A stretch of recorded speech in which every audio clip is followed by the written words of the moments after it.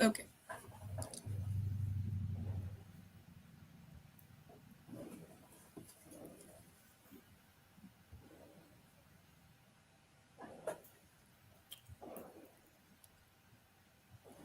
Namaste, ladies and gentlemen. Sangam Talks welcomes you warmly. We are today in the sixth episode of the ongoing series Luminaries of Bengal, held in collaboration with Sangam Talks and Bengal Abhar.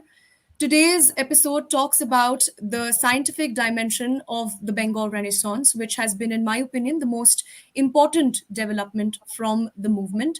Whether it be the crescograph invented by Jagdish Chandra Basuji to estimate plant change, discovering a new subatomic particle like fermions and bosons, as in the case of the polymath Satyendranath Basu, or Prafulla Chandra Rai, the father of Indian chemistry, for his stable discovery of mercurius nitride, the contributions have known no bounds.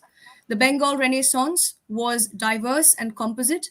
However, it was a rekindling of what a Brahmin was supposed to be to the world, the enabler and the practitioner of change through scholarly pursuit. I am deeply honored to bring to the audience our speakers today. Professor Dr. Joy Sen, Chairperson of the Center of Excellence for Indian Knowledge Systems, Professor and former head for the Department of Architecture and Regional Planning in IIT Kharagpur. Many of our viewers would recognize him from the IKS videos on Sangam Talks. He is a bachelor's and PhD from IIT with 11 years of industrial and field experience, studied advancement in human values and planning history and its relationship with history of Indian knowledge systems with that of the world, spanning from India to Greece, Greece to France, and France to the USA. We also have among us Kanchan Banerjee, who is a thinker, researcher, author, and social leader, the founder and managing director of a research institute called Boston Center of Excellence for Health and Human Development. Kanchan Banerjee was born in a small village of West Bengal, India, where he had first hand experience of the communist movements, including the rise of the Left Front and Naxalism. Later, he moved to the USA to study computer science. As it happens with anybody living far away from his or her native place, he also feels a deeper connection to the roots. From far, Kanchanji could see India in a different light. The India of the past, invaded, colonized, yet survived along with its cultural history and heritage. He started questioning many facts about India learned from textbooks in India and the West, media, and literature. That's when he began researching and studying Indian history in world context to determine why Indians are so naive about their past and completely callous about their future and the way out for India to become. We also have our moderator, Dr. Arjak Bhattacharjee, who is currently a postdoctoral researcher of biomedical engineering at Tufts University, Boston, USA. Arjakji is currently pursuing his research in a highly reputed group, which is ranked within the world's top 3 research groups in his domain. Arjakji did his PhD from the School of Mechanical and Materials Engineering, Washington State University, Pullman, USA. His research area is 3D printed implant manufacturing for various cancer treatments and tissue engineering applications, including lab grown artificial meats without animal killing with the help of Ayurvedic medicines such as turmeric extract. Arjakji has authored and co-authored a total of 16 peer-reviewed international journal articles in reputed scientific journals based on his research. Arjakji completed his MTech in material science and engineering from IIT Kanpur and received a gold medal from the then President of India, Mr. Ramnath Kovind, for overall best performance. Arjakji did his BTech in ceramic technology from Government College of Engineering and Ceramic Technology, Kolkata. He directed the world's first documentary on ceramics titled Oneness with the Infinity, which won 2 international awards in USA and India in 2017. He was facilitated by Dr. Harshvardhan, then the Minister of Science and Technology, Government of India, for his contribution to scientific documentary making. He has a total of 20 national and international awards in his credit, including the Best PhD Researcher Award. He has directed and edited a unique documentary on the scientific significance of each ritual followed in a Vedic marriage ceremony named Vivaha. Recently, he published a one research based popular science book on the Indian knowledge system along with 3 other co authors. The name of the book is Ancient Indian Science, Technologies, and Culture. Decoding the Vedas from Engineering to Consciousness, published by Garud Prakashan, New Delhi. This book has become an Amazon bestseller immediately after release on August 30th, 2023.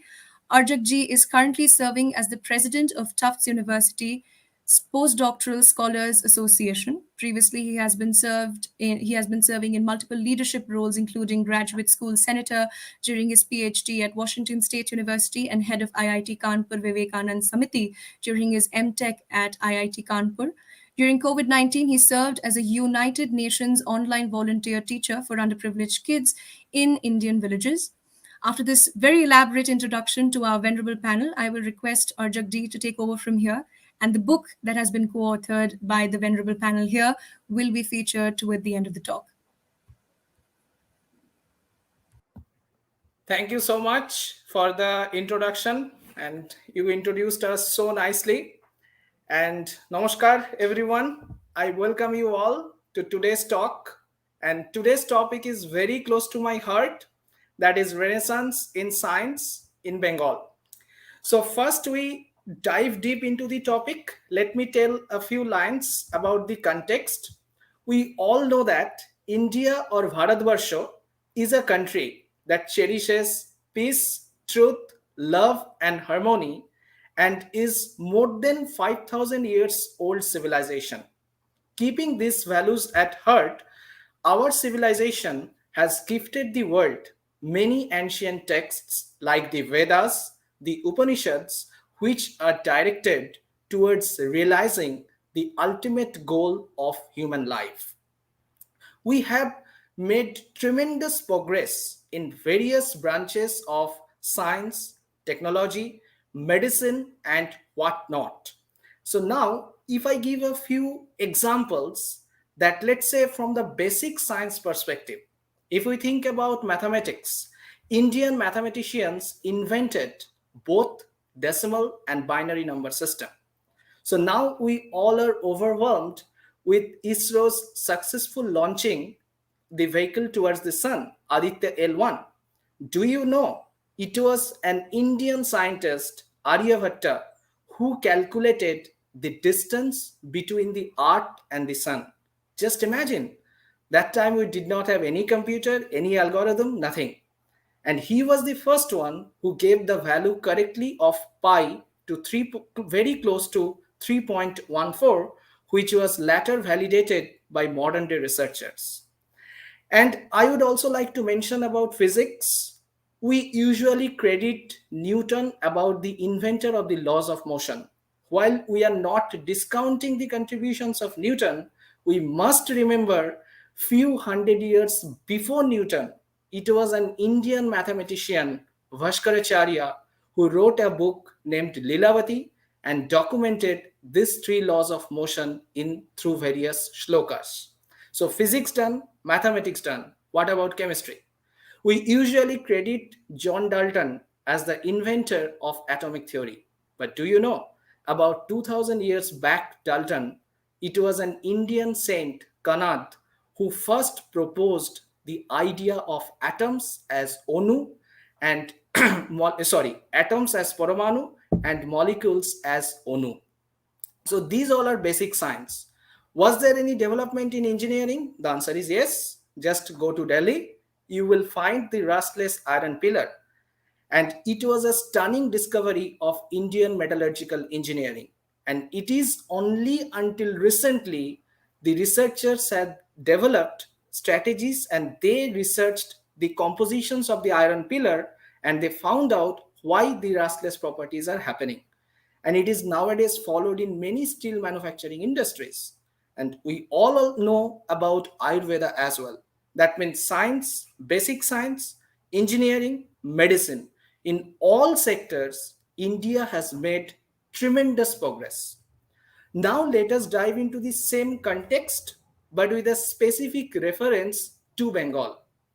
As Gopal Krishna Gokhale mentioned, what Bengal thinks today, India thinks tomorrow. Now the question is, can we connect this famous quote with the science and technology in Bengal as well? So far in this series, we have learned about Raja Ram Mohan, Rabindranath Thakur, Vivekananda, and Mahorshi Bankim Chandra Chattopadhyay. Today, our session is completely dedicated to Bengal's renaissance in science. To start this conversation, I request prominent author and researcher Mr. Kanchan Banerjee to shed some light on the ancient Bengal's science and technology sector. Thank you.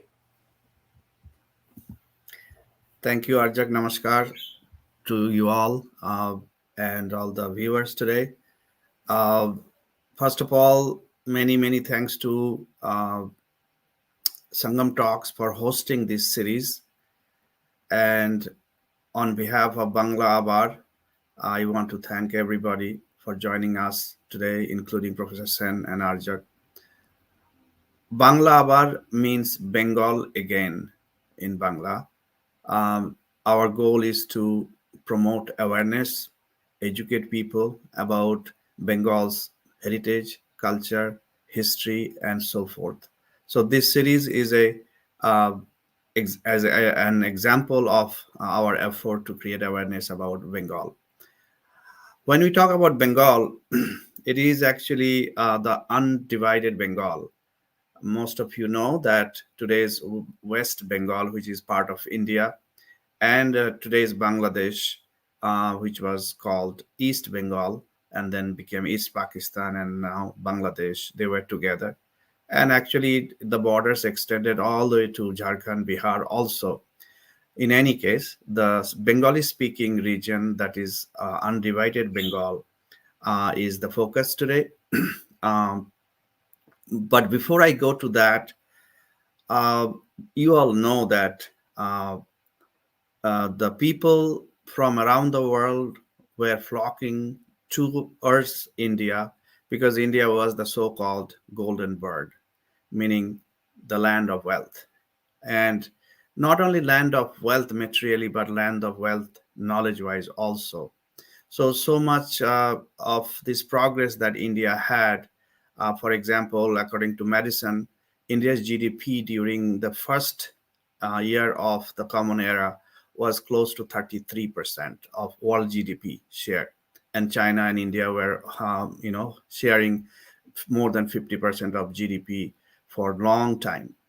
When the Mughal period ended, a lot of looting happened, a lot of invasions happened. Even in the 1700s, India's share was close to um, 23, 22% of world GDP. So India was still rich, and by the time British left, it was roughly 3%.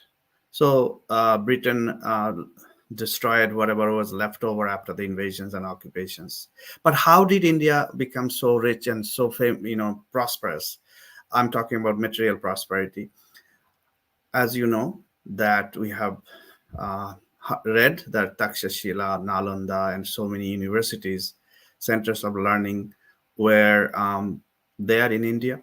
As we know today in America, all the major universities, they bring students from all across the globe, the best research, best innovation, and then productization, manufacturing, export, import, and all this happens because of the knowledge. So India has been a knowledge society for many millennia, and because of that, they built all these institutes.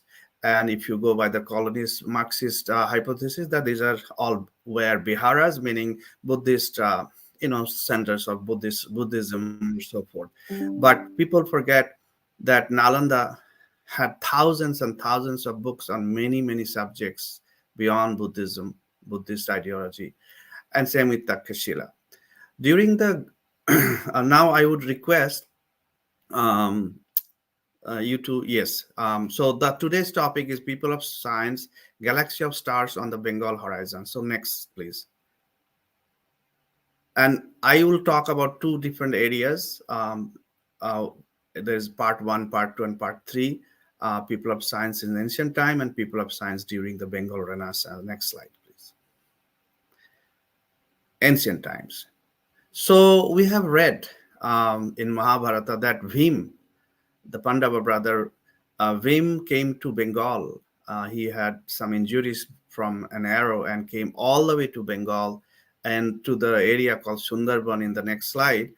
That area is, used to be called Patalpara. So Bhim came. That's the legend or true. We do not have exact proof, but beyond that, we have known that during the Pal dynasty's rule in Eastern Bharat, in the next slide, it shows the map of the Pal dynasty. Oh, so before that, so these are the lost centers of learning: Takshila, Sharda Peeth in Kashmir, and Nalanda and Nagarjun Konda in Tamil Nadu. And in my research, in my book, The Crash of a Civilization, I have put together about 20 such universities' existence that we have found. But there were many, many more, and they were mostly destroyed. And same thing happened with Bengal also. So next slide.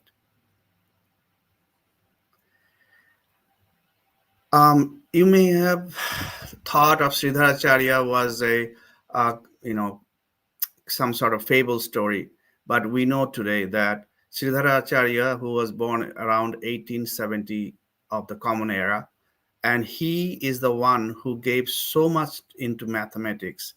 First person to solve the quadratic equation, and that is the equation, not that exactly he put it in modern symbolism, but that's what his contribution. Next slide, please.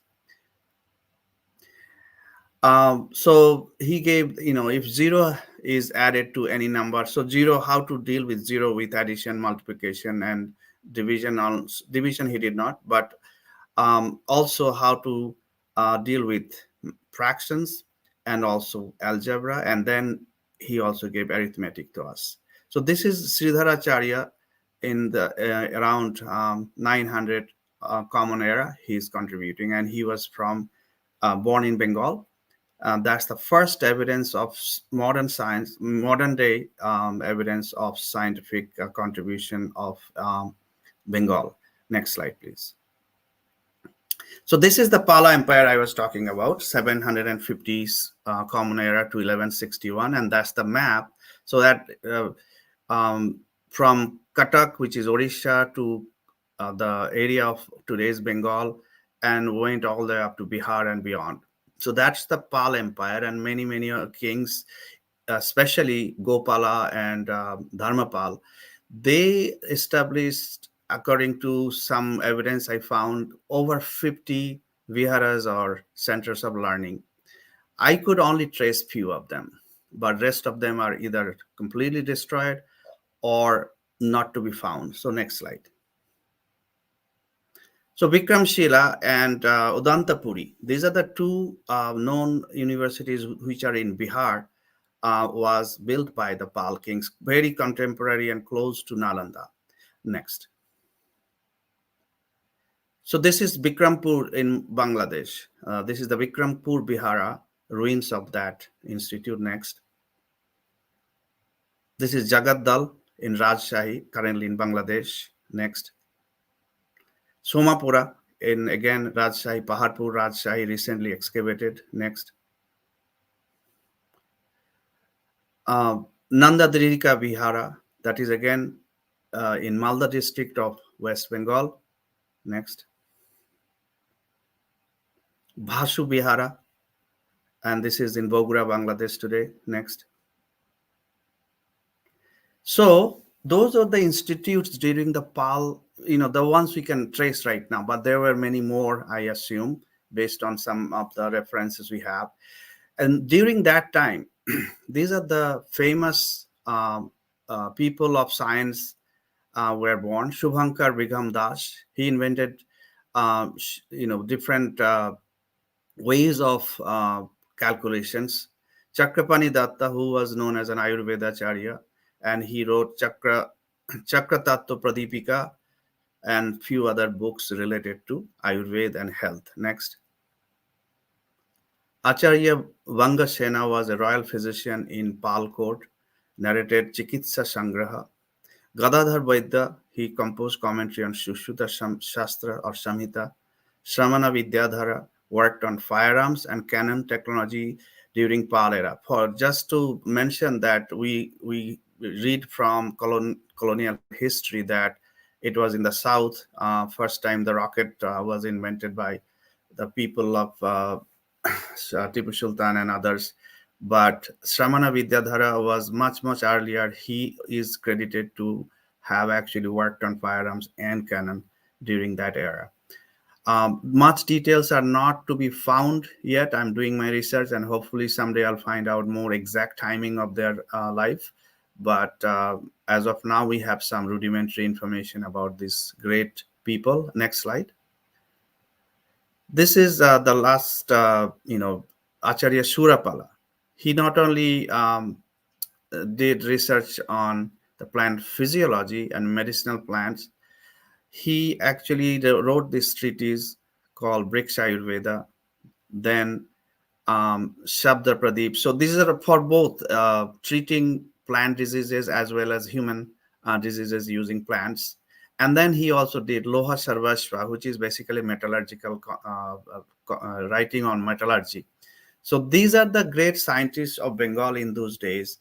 And there are many more which I find names but not much details. Came during the Pal dynasty, from mostly from eastern part of Bharat, mostly from Bengal, undivided Bengal. So that's, I think, the my part from the first section of it. So, first of all, Mr. Banerjee, thank you so much for this enlightening talk. So, while you were talking, I was noting some key points, and I saw that you covered from all aspects in the ancient time. You started with a reference of Mahabharata, then you went to the lost center and of the knowledge system and Mhm. various educational center. I think that is the most difficult job now, to document those centers. And I am very much thankful to you that you have correctly documented those through your research. And it clearly shows that how much dedication one needs to like develop that database. And again, it was a new information for me to know about the quadratic equation also. And quadratic equation, the roots of the quadratic equation, those are extremely important in modern day data science sectors. And it's a proud moment for us to know that yes, it was first like invented in Bengal. And then you touched upon about Ayurvedic sciences as well as metallurgy and engineering. So if I go back with the note from where we started, that is there because nowadays science we usually describe it in three sectors. One is the basic science, mathematical and physical sciences and all. Then is the engineering, then is the medicine. So we can very clearly see all these three references from ancient times in Bengal. And on top of that, like there are many knowledge system centers in Bengal. So thank you so much for this introduction in the ancient time. Now I want to go to the next speaker with a different viewpoint. For example, Mr. Banerjee talked about Mahabharat. So we know that Mahabharat is a spiritual connection for us, and not only spiritual. Like Mahabharat is something in Bengali we call it that like everything is there in Mahabharata. So far we learned about the physical sciences and the physical sector. Now, I want to connect. Was there any development in ancient Bengal in the metaphysical sector of science? Because this metaphysical sector of science or quantum science, etc., are nowadays very booming areas. But we all know that India made a stunning discovery in these areas before. I would move on to our next speaker, Professor Joy Shen, to Mhm. throw some light in a Bengal's context, if we can find some connection between this physical science as well as the metaphysical science. Professor Shen. Thank you so much. Thank you, Dr. Bhattacharya. And it's really a pleasure to be a part of this gathering, to be a part of Abar Bangla, the resurrection of Bengal, and also the great services which is being forwarded by Sangam Talks.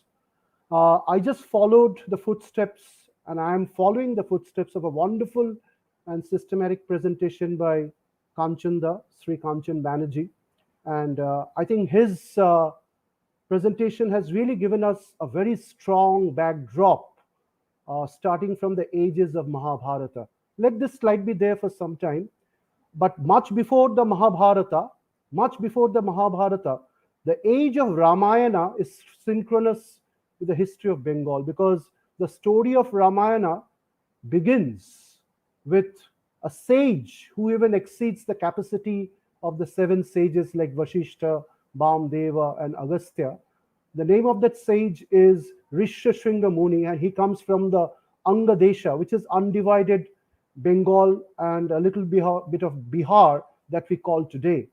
And it is right from that day, the history of Bengal is very synchronous. In fact, the entire history of Buddhism, which is a few thousand years later, is actually a derivative of that ancient history.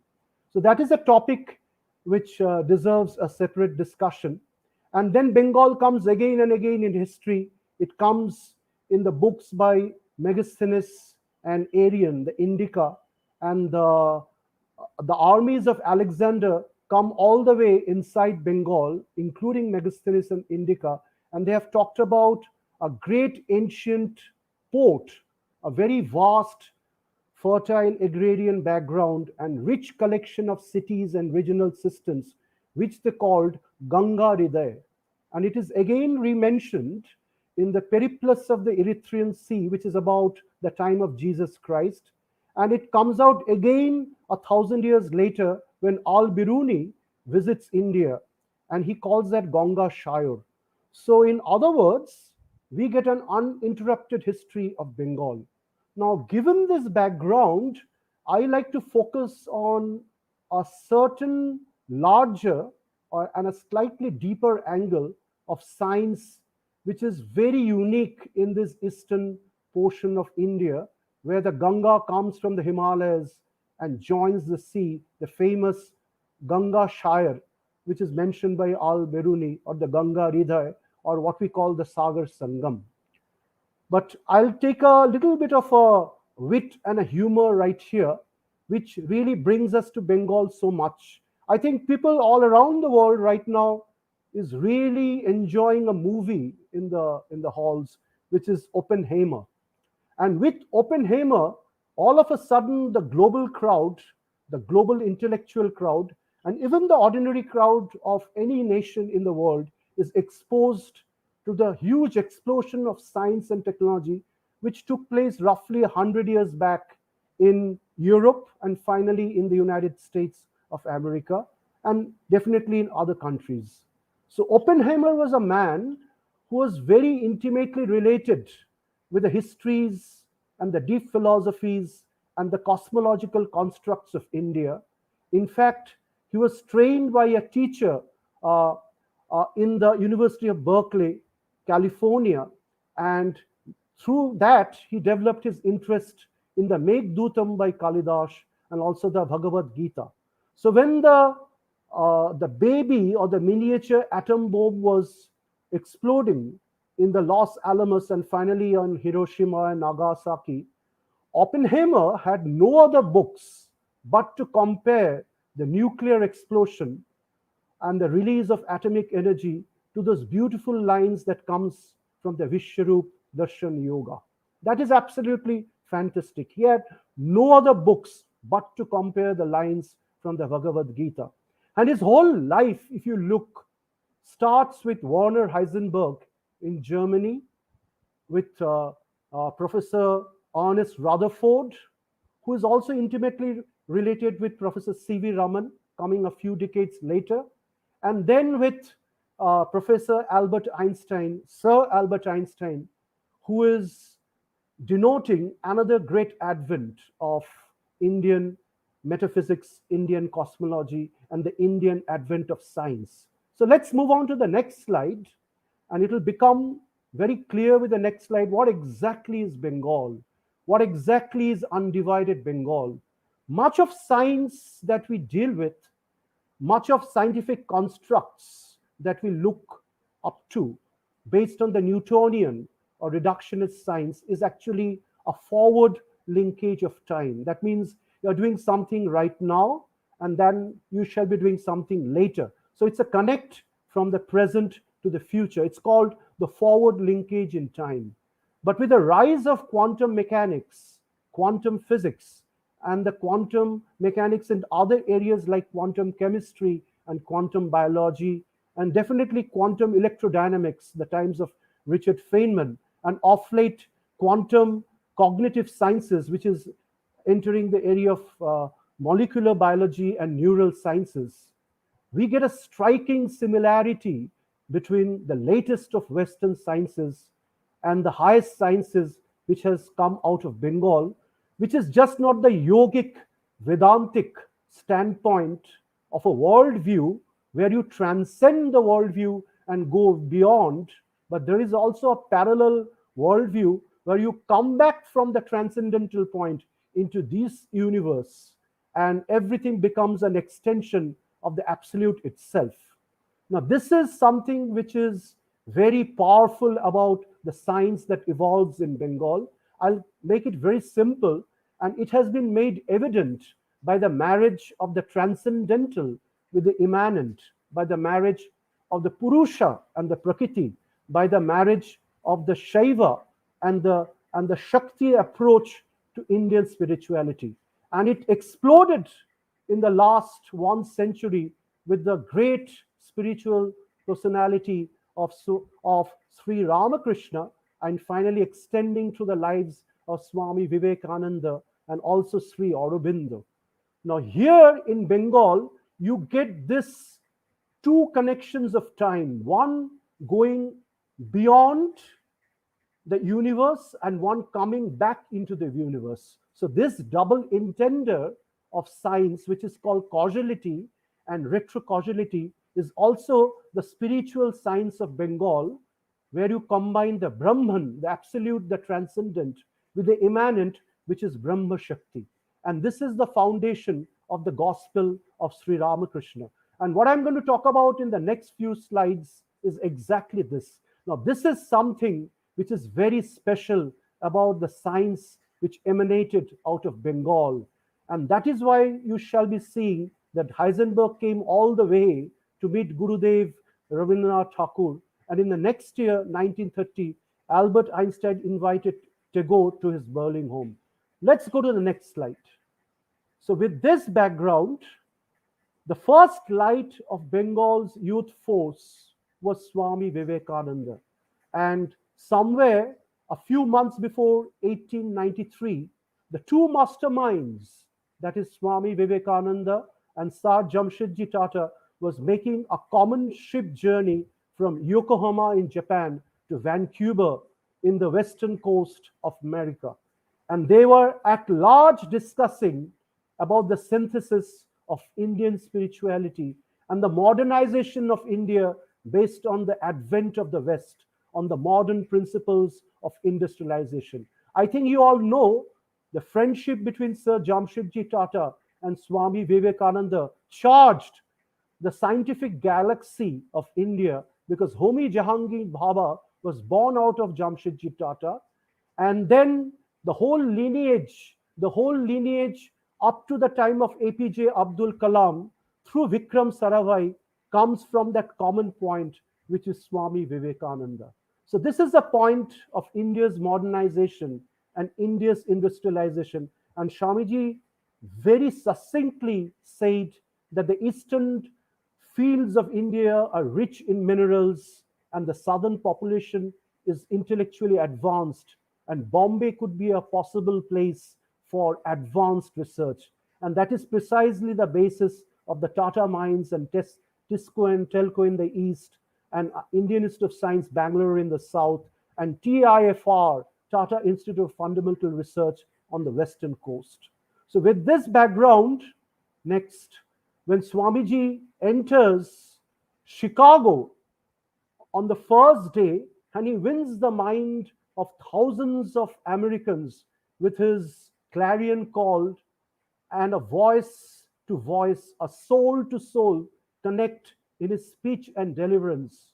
It was very astonishing that a yogi, a yogeshwara, a prophet, a reformer, a leader coming from Bengal and of course from India was mostly greeted by the top scientists of America at that time.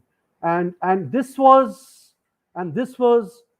professor who later was known as Lord Kelvin, one of the fathers of electrical sciences, and then Hermann Helmholtz, which is who is the father of thermodynamics, and and then finally Nikola Tesla. I think I'll pick up my speed because there's so much to say about this. Next, please. And this actually triggered the beautiful dialogue between Swamiji and Nicholas Tesla for the next few weeks. The connection between prana and akasha and force and matter that influenced the whole generation of scientists. Next, please. And that triggered a historic journey of Werner Heisenberg coming to India in 1929 to meet Gurudev Tagore personally and discuss the depths of quantum physics by comparing his equations to the line of Gitanjali. Next, please. And in the next year, Albert Einstein invites Tagore to discuss about the connection between the role of consciousness in the reflection and the interpretation of the universe itself. Next, please.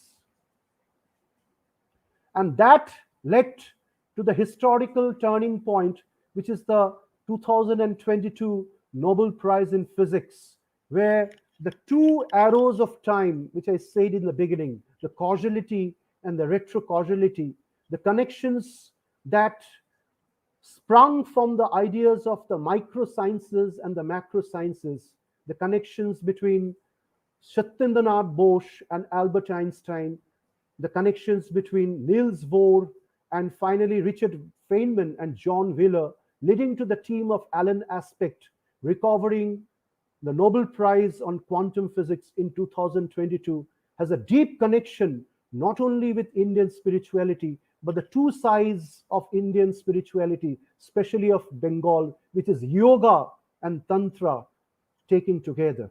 Next, please.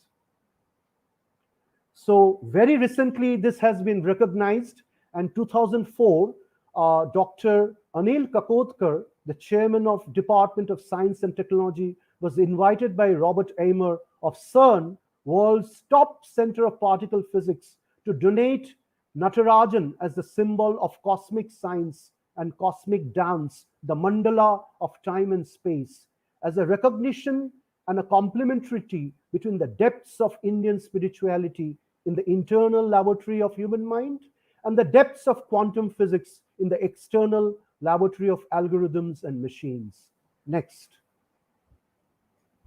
And that is really supported by the advent of one of the largest influence of India's science on the whole world, which is the science of neurophysiological evolutionary purgation and therapeutics, which is yoga, which has been accepted by the United Nations based on the Tantra, which has been elaborated by Swamiji in the famous book Raj Yoga.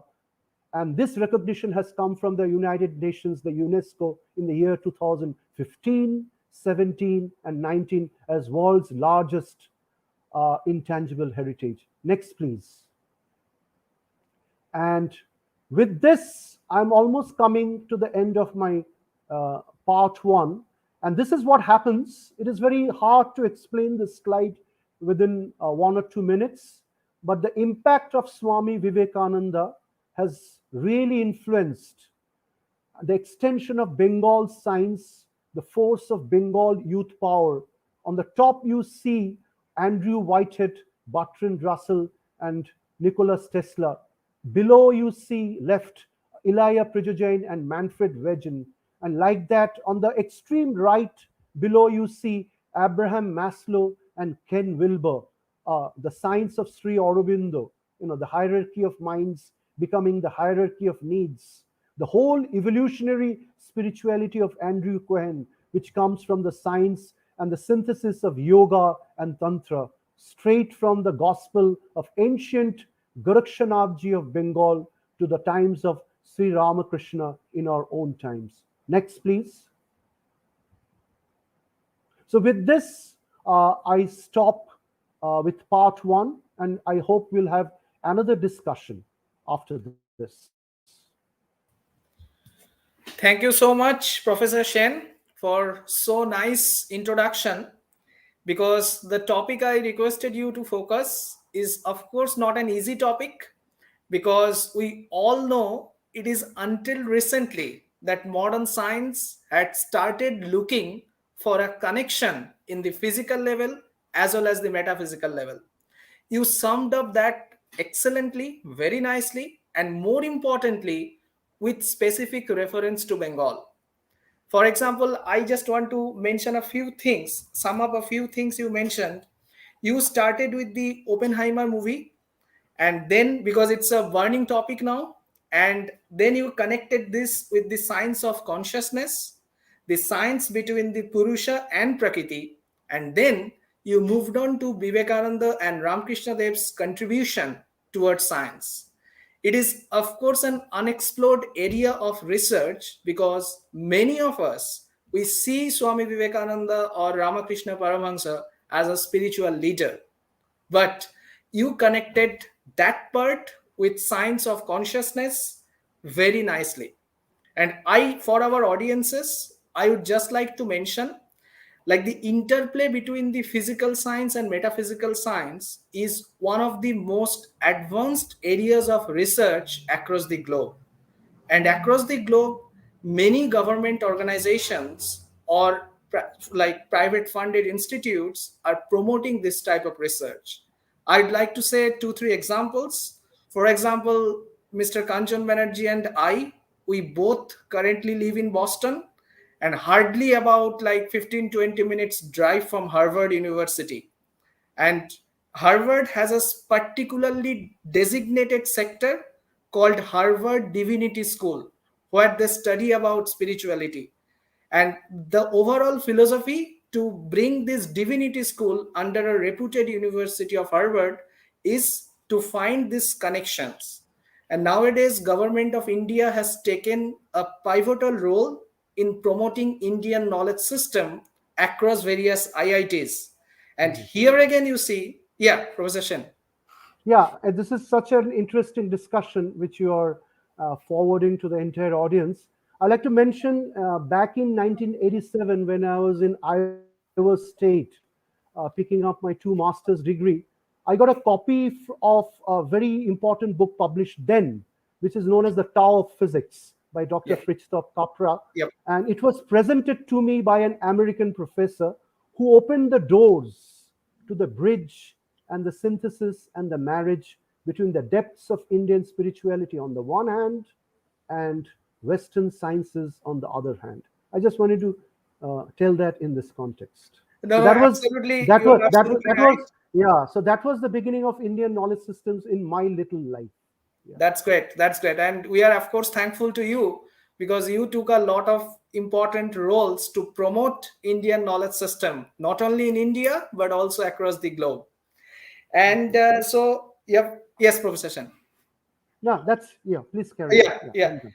So, yep, that's all the summary I have made from your talk. And it was extremely helpful for us to know more about the connections between science and spirituality. And again, with a specific reference to Bengal. I am emphasizing that phrase again and again.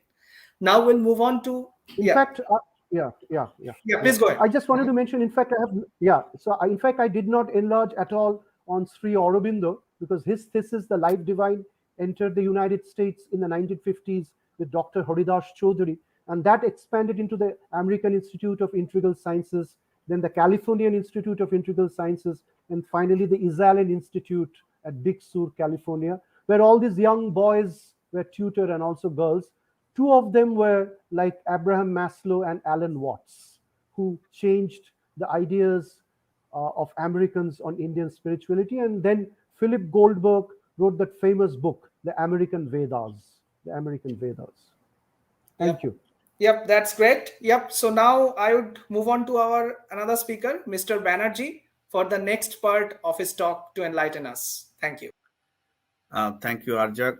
Professor Sen, we have learned so much in this short time. We must be very grateful to you that you bring this knowledge in such a professional way that everybody can understand the connection between the this world and the other world, which is both same.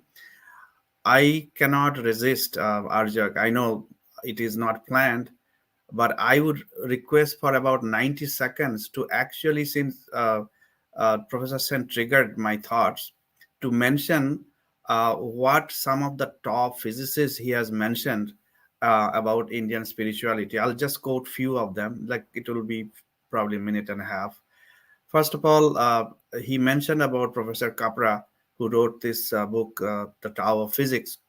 There he writes that there's a conversation between Rabindranath and Heisenberg, and he writes, he began to see the recognition of relativity, interconnectedness, and impermanence as fundamental aspects of physical reality, which had been so difficult for himself and his fellow physicists, was the very basis of Indian spiritual traditions. So this is about the conversation between Heisenberg and Rabindranath. This is Picture Capra is commenting on that. So there is a great linkage in that. Since Professor Sen started with Oppenheimer, this is what Oppenheimer had to say about the Vedas. We may actually think that during the atomic explosions, he quoted from Gita, but in other places, he actually clarified all of this. I will quote only one short one. Access to the Vedas is the greatest privilege this century may claim over all previous centuries. This is Oppenheimer. Um, uh, he mentioned Tesla. He also said that all perceptible matter comes from a primary substance, or the unity beyond conception, filling all space, the akasha, or aluminiferous ether, which is acted upon by the life-giving prana, or the creative force. So Tesla was using these terminologies that we find in our Indian sciences, and he was definitely deeply impacted by Swami Vivekananda. And there is a story. It is hard to verify that when he was meeting Tesla, he asked him to prove that you can create matter from energy. And Tesla could do not do that in his lifetime, but the opposite happened. Energy to matter to energy, which is the atomic, power energy. And there is also a story that E equals mc square formula may have a connection with Swami Vivekananda, Tesla, and Einstein's wife. Not getting into the details, but the last one I wanted to mention was Schrodinger. He said he was another physicist, a great physicist of past century. The Bhagavad Gita is the most beautiful philosophical song existing in any known tongue.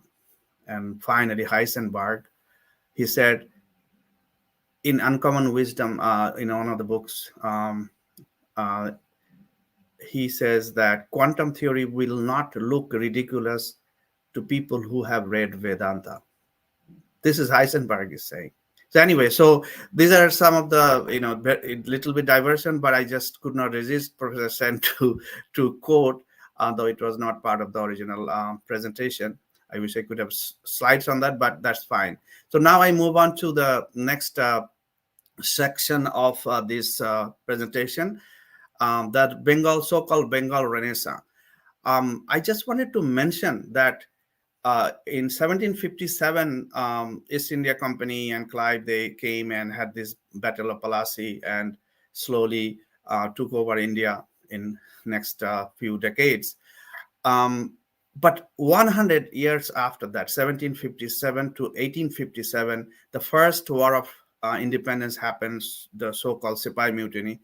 1757 is very important. And when I was going through my slide decks, I am seeing that since the 1850s till 1893, so many great people were born during that time frame, and so much happened during that time frame is unbelievably important for the history of India, for Bengal, and for the world.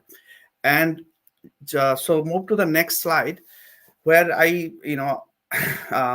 show that Asiatic Society was founded in 1784, and that was William Jones, who was the Indologist. Though we do not like his idea of Aryan invasion theory, which has been discarded today.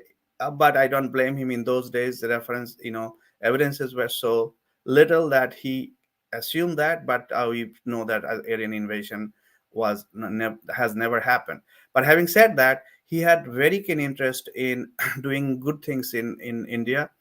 When he came to Calcutta as a judge, he actually proposed that they should form this Asiatic Society in 1784, and to do a lot of good things. So next slide. So one of the reasons, as you know, that Britain was resistant to teach modern science, English, and so forth to the native Indians. This is what I found from a note.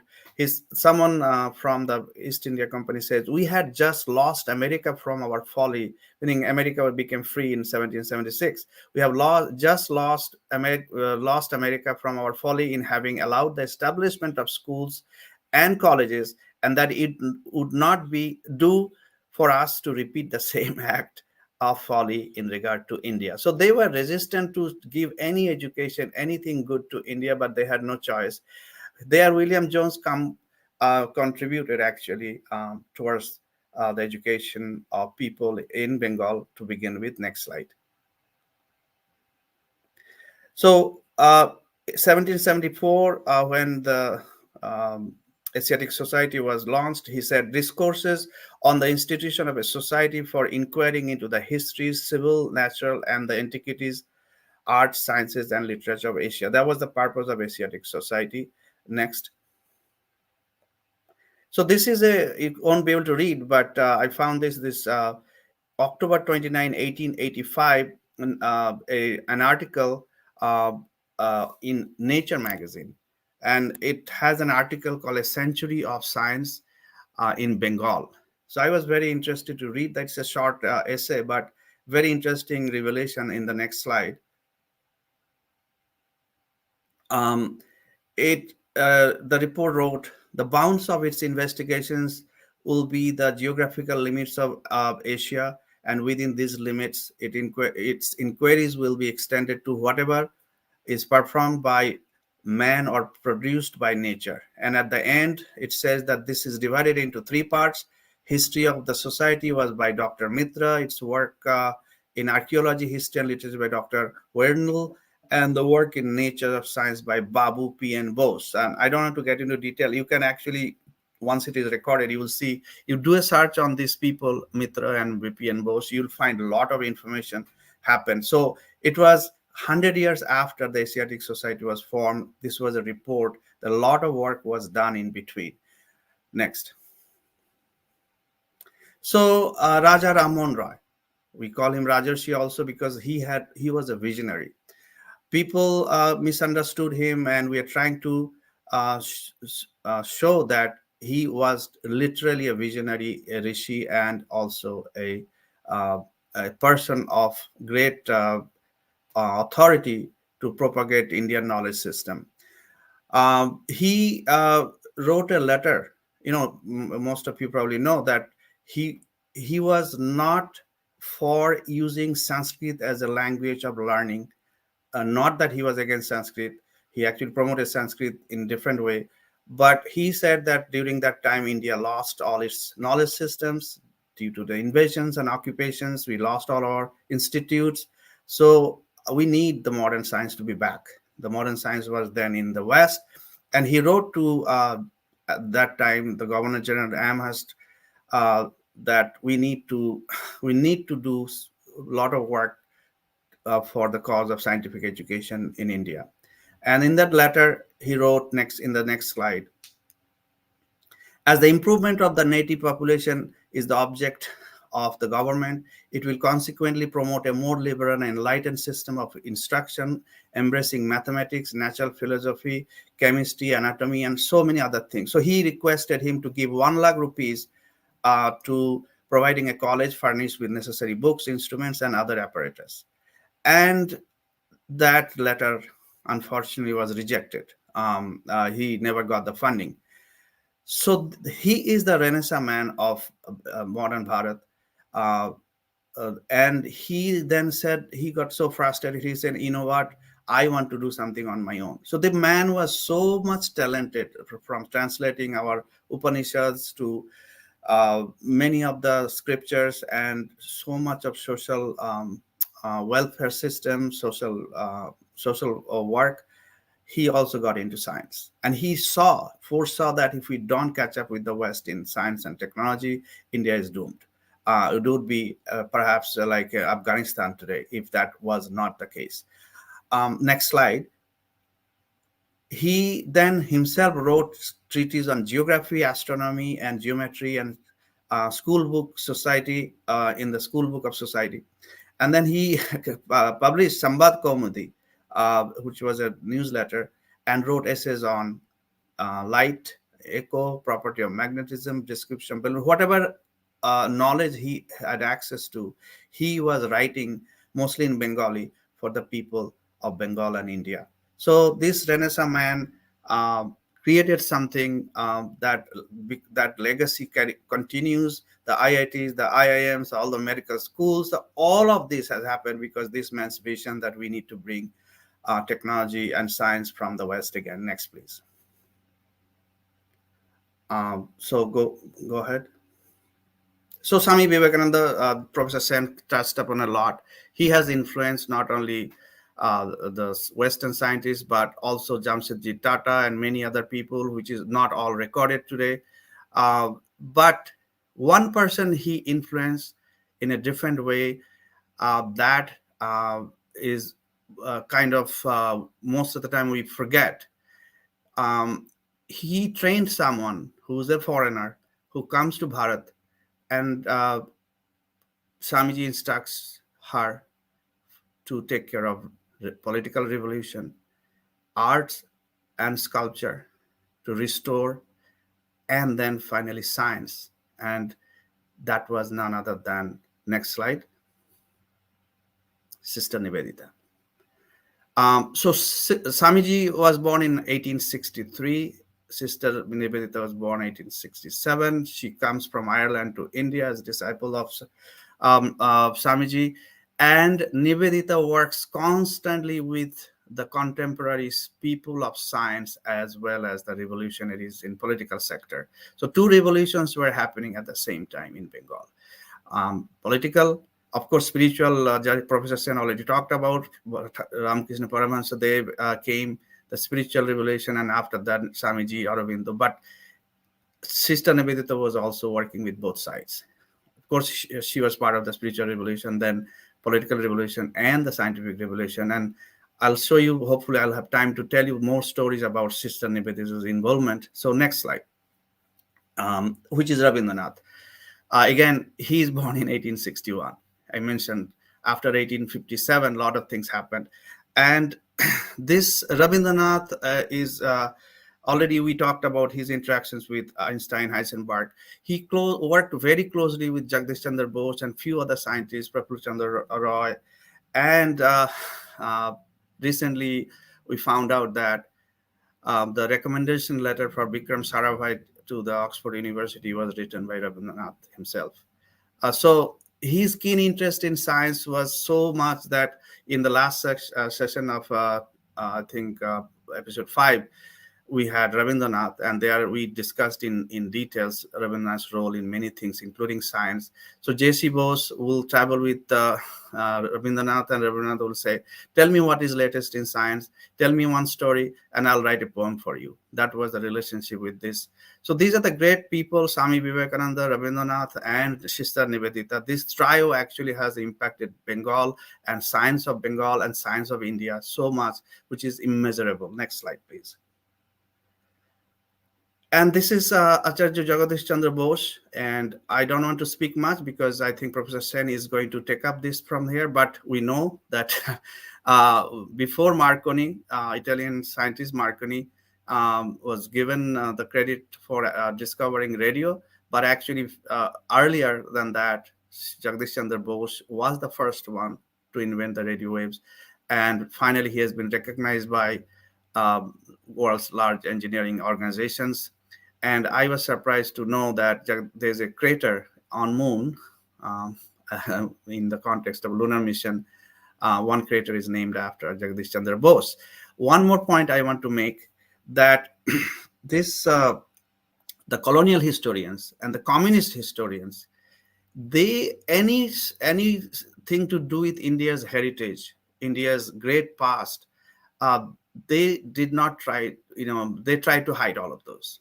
um, and especially for Jagdish Chandra Bose, there was an article in Scroll magazine, which is, who they are, in November 23rd 2017. They wrote an article saying that why J.C. Bose is fitted in India, although he was mostly marginal scientific figure in his lifetime. Marginal scientific figure. You mark this. This is what the communists write about people who are close to our heritage. And what was his fault? I would leave it to Professor Sen to actually share what J.C. Bose contributed to the world of science. So I stop here, and please do uh, continue, Arjak, with the next part.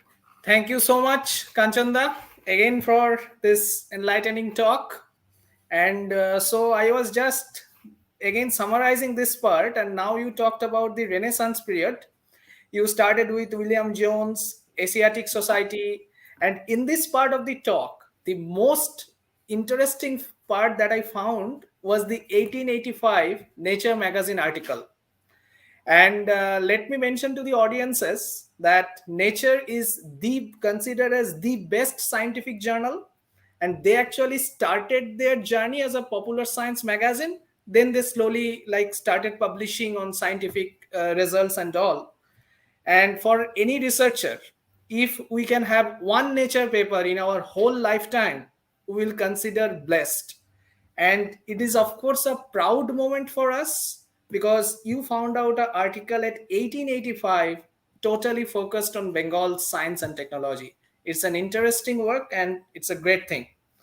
And another thing I would also like to mention about Maharshi Ram Mohan Roy, we know him as a social reformer.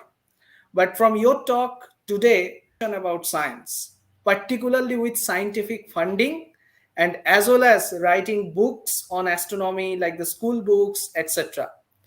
So again, for our audiences, we know that research is usually conducted like soft money taken from government or some other industrial sector and all.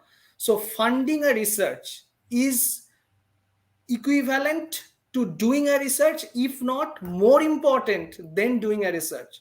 So we should not consider that Ram Mohan was only a social reformer, but his brainchild, due to his contribution, we did a lot of great research in West Bengal. And then again, you touched about Sister Nivedita, Rabindranath Tagore, as well as Vivekananda. And in the Rabindranath Thakur's part, I liked that section where you mentioned that Professor Vikram Sarabhai's recommendation letter was provided by Rabindranath Tagore. And we all know that nowadays ISRO is coming in news again and again, again and again. And India would not have been a space superpower without the contribution of Professor Vikram Sarabhai. And Professor Vikram Sarabhai's success, a lot of credit also goes to Rabindranath Tagore because he provided the recommendation letter. And let me mention one thing, whenever we apply for PhD abroad, recommendation letter has a huge importance for a successful selection.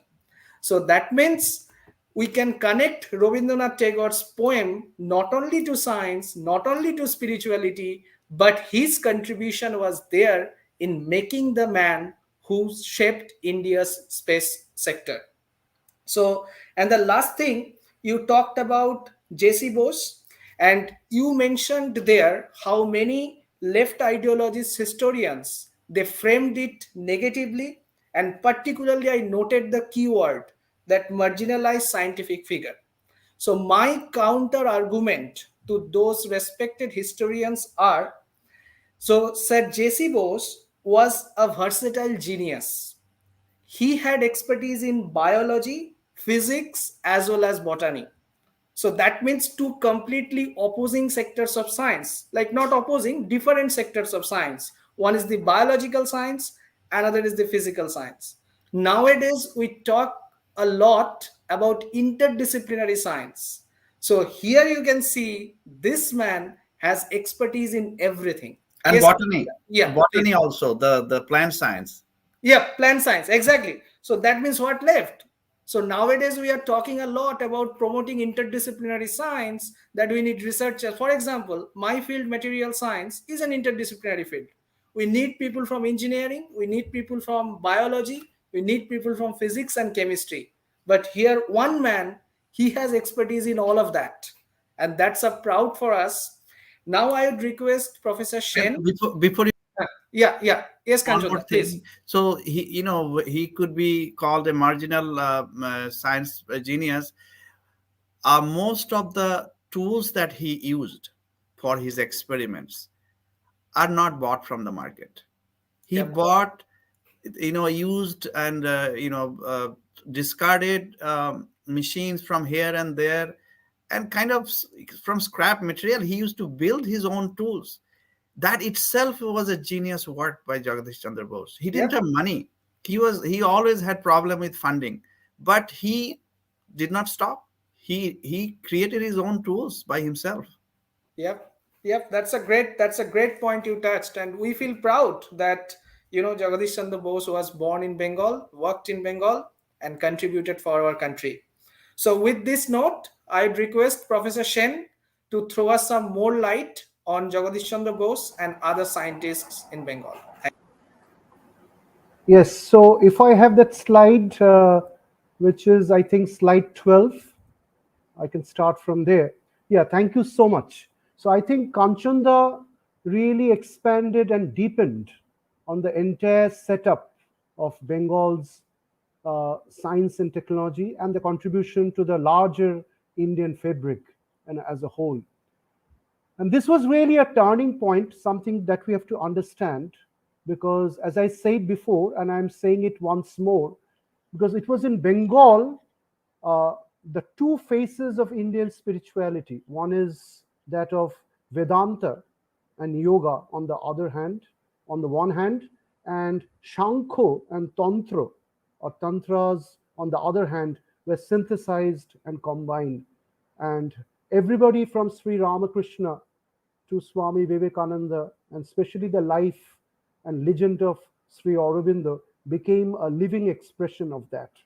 And in this context, there is actually a very ancient legacy of Guru Gorakshanath ji and Matchendranath ji coming to Bengal and settling in Bengal and bringing the ancient lineage of Kashmir, Kashmiri Shaivism, which is actually not a particular sectarian view of Shaivism, but here Brahman, which is the absolute transcendent, is seen as a personified image of Shiva, which is Advaita Dvaita Roop. Advaitam is becoming the Dvaita, which is Shiva. That is the whole foundation of Kashmiri Shaivism. And much of Bodha Tantra, which is actually the foundation of Sahajjan, Kal Chakrajan, and Mahajan, is actually a derivative of that.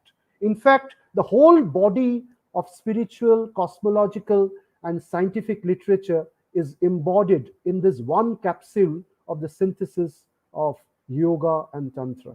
And it comes out in the life of Sri Ramakrishna, which is the next slide.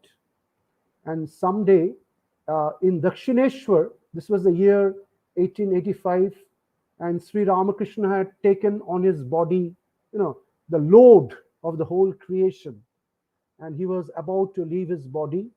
And then one very important personality of Bengal science was his doctor, and he came quite regularly, not just to treat Sri Ramakrishna, but with every journey that he made to the place where Sri Ramakrishna was staying, initially in Shampukur Bati and finally in Kashipur Uddan Bati. He was becoming an increasingly a larger devotee of Sri Ramakrishna. And we remember one day that Dr. Mahendralal Sharkar was just explaining the heliocentric and the geocentric ideas of the Vedic scientist. which existed much before Greece by a few thousand years. The Rig Veda, Prathama Mandala, 164 Sutra by sage Dirghatama has about has about 45 to 50 sutras which talks about heliocentrism and the orbital motions and the production of the 12 seasons and the four vaks, which is para, pashanti, madhyama, vaikhari, and everything. It is a whole foundation of cosmology, uh, yoga, and tantra, which comes straight from the first book of Indian spirituality, which is the Rig Veda. And Dr. Mahendralal Sharkar was explaining that on the floor, and other people in the room was not so happy about it. And so when other people were showing some disinterest, Sri Ramakrishna said, no, it's so wonderful. Dr. Sharkar, you keep on explaining. And Dr. Sharkar was explaining the orbital motions of the earth around the sun and the reflective orbital motions of the sun on the earth as the tropics and its movement between the two tropics, which is the Tropic of Cancer and the Tropic of Capricorn. And Sri Ramakrishna could liken that and compare that to the various stages of spiritual progress, which is a deep mystery. And while the discussion was reaching depths, Sri Ramakrishna entered Samadhi. And after he came back from the Samadhi to the natural state, our own state, he said, Doctor, whatever you are doing is so good. Please continue with whatever you are doing. And don't forget the diligence, the truthfulness, and the dedication that you have towards science. Just listen to this. This is recorded in the Gospel of Sri Ramakrishna. So the next slide. And that led to the evolution of the deep epistemic knowledge of Indian science and especially Bengal science. The first research institute of science and technology was founded in Kolkata, in Jadavpur, where the final headquarters of Indian Association of Cultivation of Science was erected. The second one was Boshu Mandir, which was actually assisted and garnered and fostered by the huge collection of Sister Nivedita and others. I'll come to that story a little later.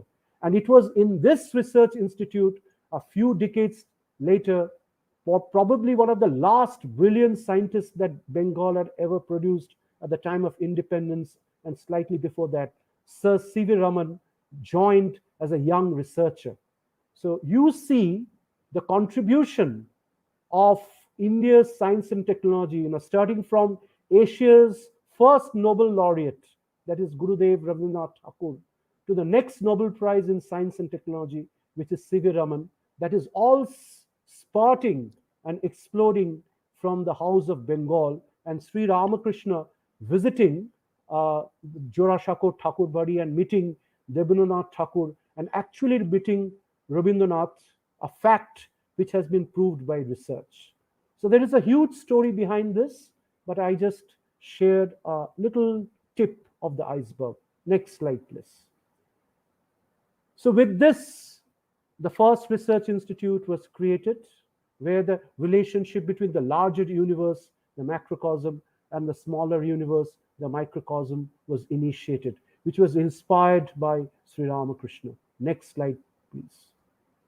So with this, we come to one of the fathers of modern Indian science, Acharya Jagadish Chandra Bose. And in his journey to the Himalayas, he was watching the Ganga coming down from the Himalayas. And then again, the rain clouds are taking him back, taking the Ganga back to the Himalayas. So that is the life cycle analysis of biology. That is the quantum physics cycle of the causality of time, going into the past and going into the future.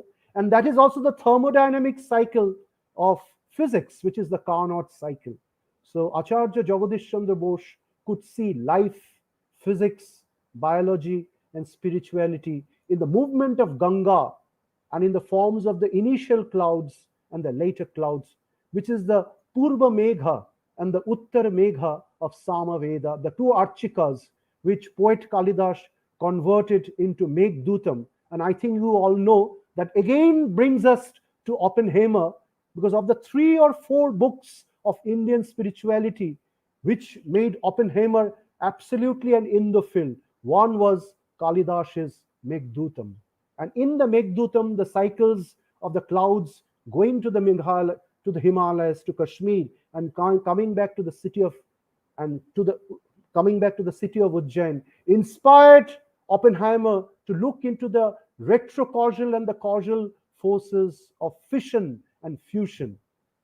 But he was more interested to start with fission and delay the fusion reaction, which is the thermonuclear bomb, which is the hydrogen bomb, which was the second experiment. I think it is very well shown in that movie, because he first wanted to complete the one causality of nuclear reaction, which is fission, and then complete the other causality of the nuclear reaction, which is fusion, which produces 100 times larger the energy produced by the first. So this is absolutely brilliant pointer that comes from Acharya Jagadish Chandra Bose. Next, please. And I'll go a little quickly. And Acharya Jagadish Chandra Bose, as Kanchanda had said, was like Leonardo Vinci.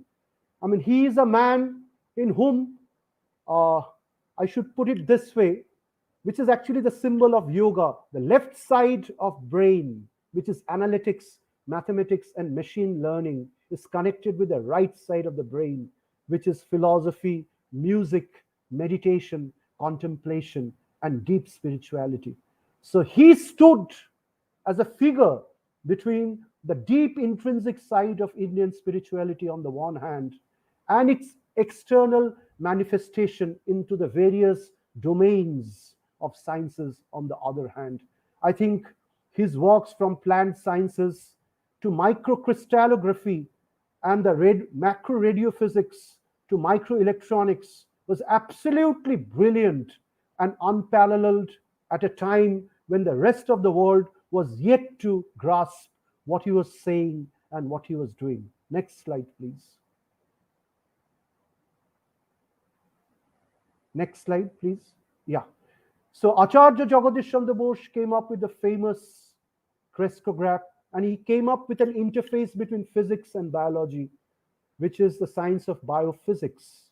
And he is one man who stood in between the two terminals of relativistic sciences, something one of his disciples, Sir Shatyendranath Bose, will inspire Albert Einstein to the Bose-Einstein condensate on the one hand, and also inspire the microelectronics of crystals on which he also worked on the other hand. This is absolutely fascinating, working with the two sides of infinity, 10 to the power plus 14 and 10 to the power minus 7 to minus 14.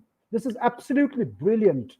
Bengal was working on these ideas when the rest of the world was just about to enter such a domain. Next slide, please. So he actually expanded on something which is known as the Samavartana of the Rig Veda, the polarization of the light going up to the macrocosm and coming down into the depths of the subatomic particles. And if you read the quotations by Sir Neville Mott, one of the Nobel laureates, he says J.C. Bose was at least 60 years ahead of his time. He was saying something about microelectronics when microelectronics was yet to be born. And this comes from the mouth of a Nobel laureate of solid state electronics. I mean, this is just the tip of the iceberg. And his work actually expanded, and one of his disciples was Sir Shatyendranath Bose, who expanded on this. He was actually a sadhu. He was standing between Rabindranath on the one hand, Sir J.C. Bose on the other hand, and Ramakrishna Mission on the third hand, and the scientific community on the fourth hand. And he was also dealing with the aesthetic agnostic communist community of science, which was inspired by another disciple of Sir Jagadish Chandra Bose. That's really an irony. That is Sir Meghnad Saha. If no one minds that, I want to say that. That was the dichotomy which was producing a lot of unrest in Bengal in the 1940s and the 1950s. I'll come to that at the end of the presentation. Next, please. And that led to the very powered explosion where Jagadish Babu had met Swamiji in the Paris Congress in 1900, where other scientists were also present. like Sir Patrick Geddes. Sister Nivedita herself was present, and other people were also present. And Swamiji was so inspired that he inspired Sister Nivedita to stand on a triangular vertex where one side, as Kanchanda was saying, was Indian spirituality, the other side was Indian science, and the third side was Nandan Kala Vidya, Sthapatya Vidya, Vastu Vidya, where Sister Nivedita was inspiring Ashit Haldar, Ram Kinkor, Shuren Kaur, Abodindranath Thakur, the whole house of Shantiniketan. So this is absolutely a brilliant turning point, and this is the time in 1922 to 26, Gaganendranath Thakur and Abodindranath Thakur even invited world's most advanced architectural aesthetics and built engineering movement, which was known as Bauhaus in Weimar in Germany.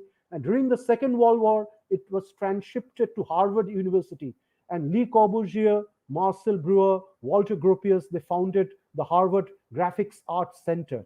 You'll read that story if you read Ayn Rand's The Fountainhead. It's all there in a symbolic form. So, such was the glory of Bengal in the 1920s between the First and the Second World War, which was actually taken out of Kolkata and to other parts of India through political manipulation, subjugation, something which is very controversial. And I'm sure it will come out when you have a treatise on Netaji Subhash Chandra Bose and the comments of British Prime Minister Clement Attlee, that which was the prime force that made India independent.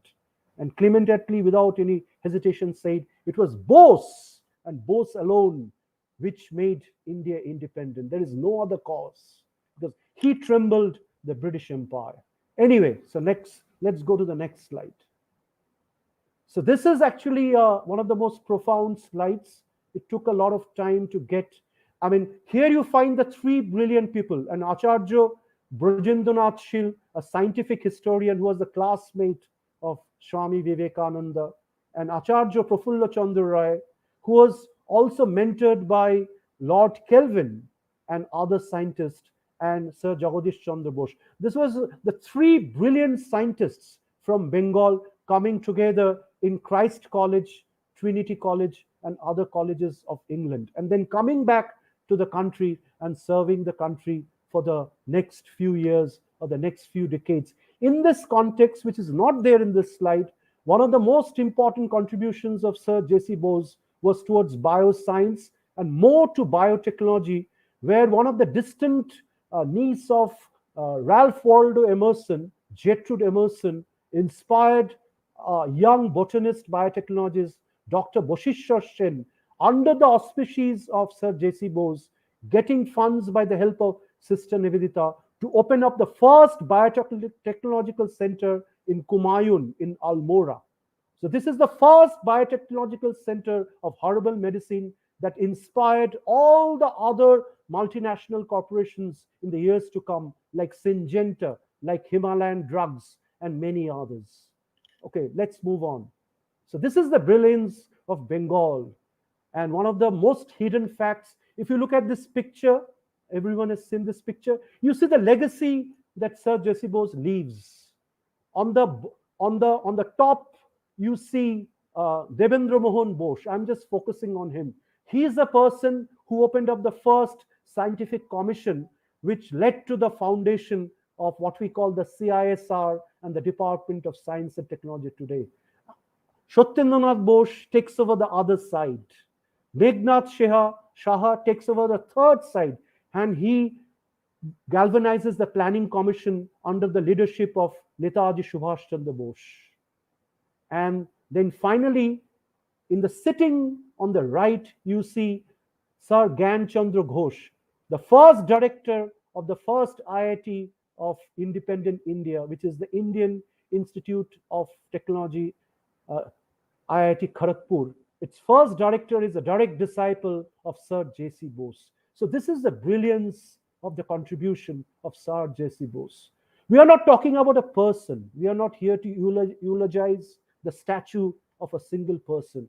What we want to say here is the gamut, the 360-degree curvature of science, which combines The Two Sides of the Human Brain, the 1981 Nobel Prize by Roger Walcott Sperry on the lateralization of human brain, where the era and the Pingala, the artistic and the scientific side, gets combined in the single personality, and you become someone like Leonardo da Vinci, you become someone like J.C. Bose, and you become and represent the science of an ancient land called Bengal. Let's move on. Next slide, please. So, this is where he comes back again and he pays his tribute. So, his whole life is the foundation of ecological life cycle sciences, which is the foundation of modern sciences today. And Rabindranath writes this poem. I'm trying to translate it in English. The waves are going down and the waves are coming up. Tarango milaye jaye, tarango uthe. The old flowers are dying away, the new flowers are replacing itself. Nahi khoy, nahi shesh. It is a thread of immortality, the Isha Upanishad. It is on and on. As an individual body, you die, but when you are interconnected in the global area network, you never die, because death only means to a single body. But when life is spread across the cosmos in multiple bodies, you become a yogi, you never die. And that is the vision of yoga and tantra and the Vijnana, the Vishesh Rupe Jnana, as Sri Ramakrishna says. Jnana means just to know knowledge, but Vijnana means the application of that knowledge in universal truth. So that is actually the glory of Bengal that we must remember at this point. Next slide, please. So with this, I almost come to the end of my entire presentation. There's so many other points to be discussed, but I just wanted to say something. Though we have been talking about Bengal and Bengal and Bengal, but it is actually Bharat, Bharat and Bharat. But Bengal is actually an aperture of Indian science where the three extremes of yoga, tantra and shankar gets connected. If you want to know a little more about what I am trying to say, because I am not a competent authority in this, you go to Raj Yoga by Swami Vivekananda and you pick up the chapter which is called Raj Yoga in Brief. There is a 3-page write-up by Swami Vivekananda. He is talking about this special idea of Indian spirituality, which he transfers to Sri Aurobindo after some time, and that becomes the science of Purna Yoga and Integral Yoga, a movement which is shaking the world, from Nicholas Tesla to Arnold Toynbee, from Werner Heisenberg to Max Born, from Roma Lola to Abraham Maslow, you name it. To name a few or to name a many, it's the whole coverage. So with this, I end my second part of my presentation. Thank you. Thank you so much, Professor Shen, for another enlightening session. So this session was mostly based on the diverse knowledge and contribution of Sir J.C. Bose. So in this regard, I cannot resist myself to say one or two lines, because when I was in school, and I was from a purely Bengali medium school, and in our curriculum we had we had a short story written by Sir J.C. Bose, that was Bhagirathir Utsho Sandhane. And there, so because like you mentioned, like Sir J.C. Bose was an extremely spiritual person, it showed from his childhood only. Because in that story he mentioned, like when I was a young kid, then I used to go to the Ganges flowing in Bengal. Yeah. Yeah, please. Oh yeah, sorry. And then I used to ask the question to the river, Kotha hoite ashite nodi. That means, hey river, what is your origin point? So that shows his quest towards spirituality, and that's why he was able to connect spirituality and science in such a nice way. And the Bose Institute, what he established, he gave the name as Boshu Bigyan Mondir, even though it was an institute completely for science, but Mondir, that means temple. We worship science here. And he also came to know a lot about Dr. Boshishwar Sen and his contribution towards biotechnology, as well as like IIT Kharagpur, its first director, Professor Gyan Ghosh, and also you emphasized about the establishment of CSIR labs.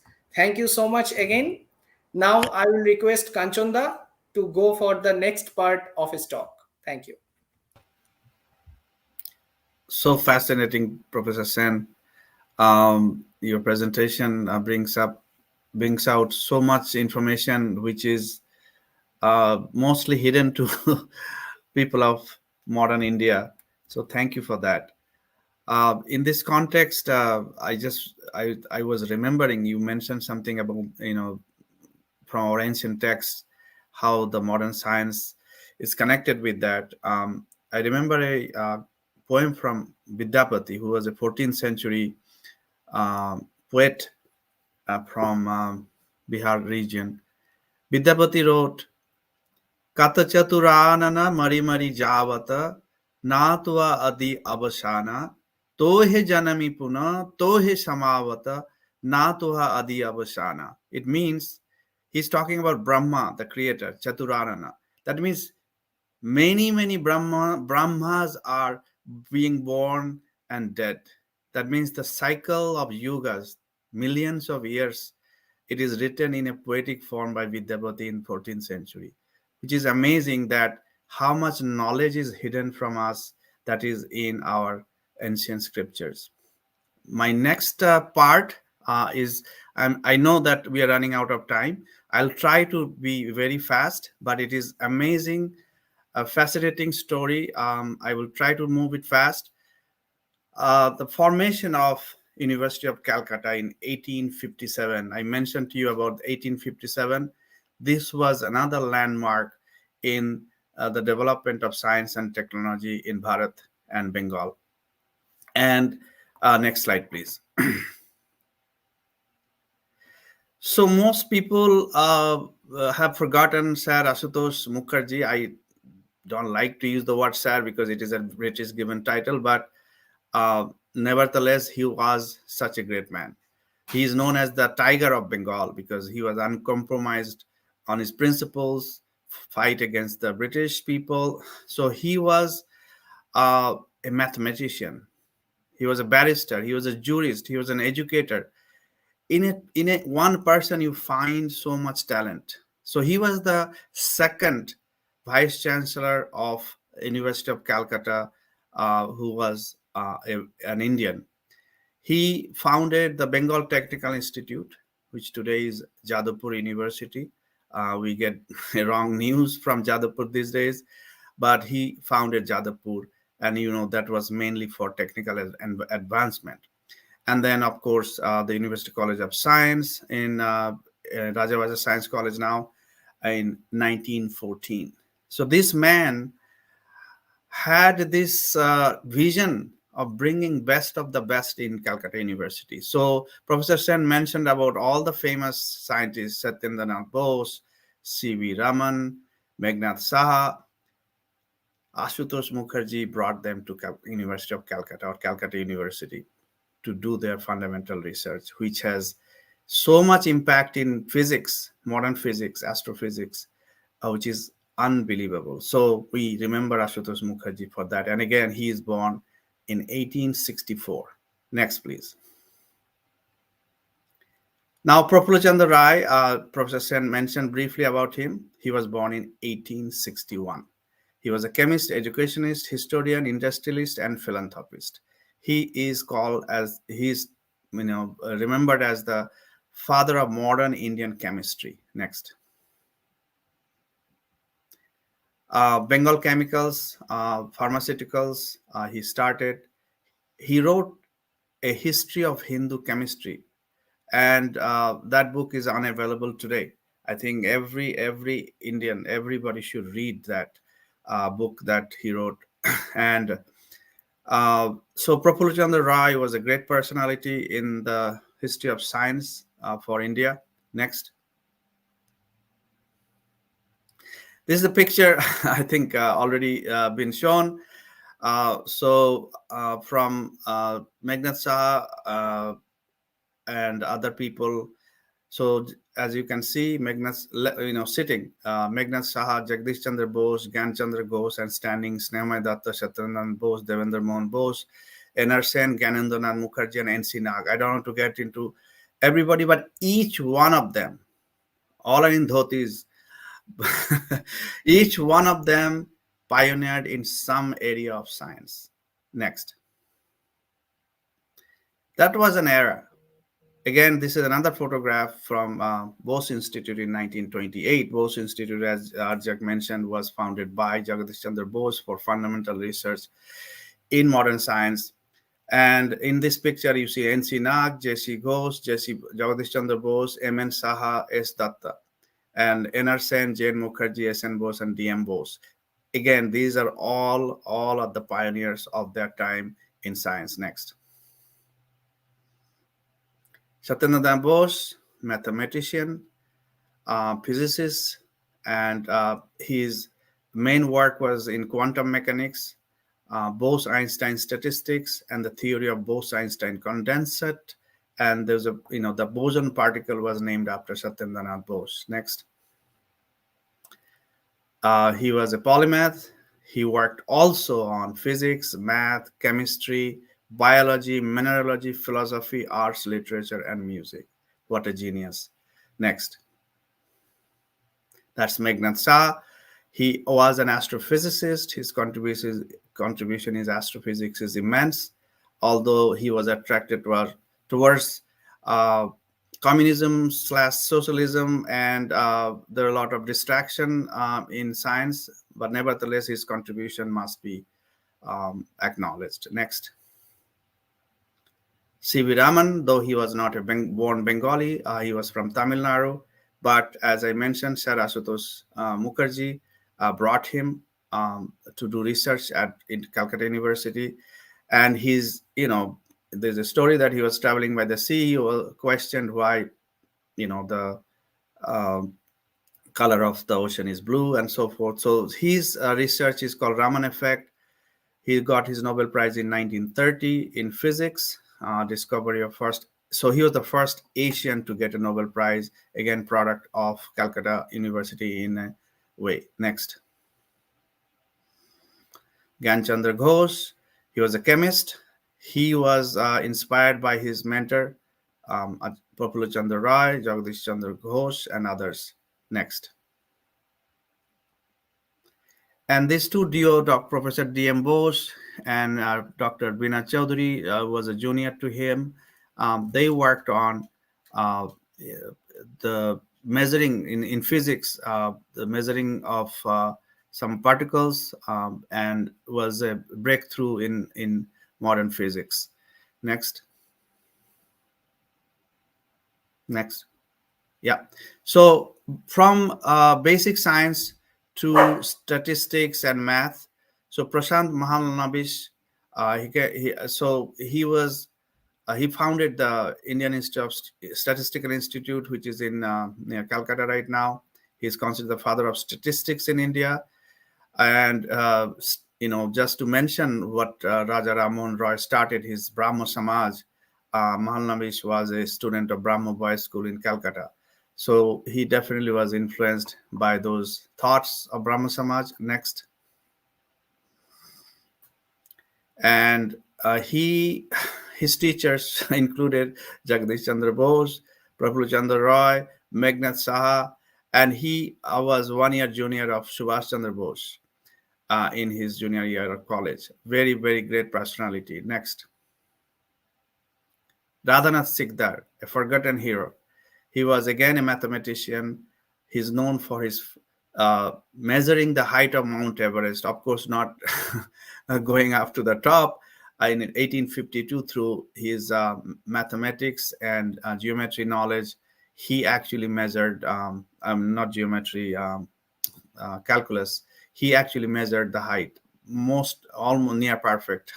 So Radhanath Sikdar was there, born in 1813. Next.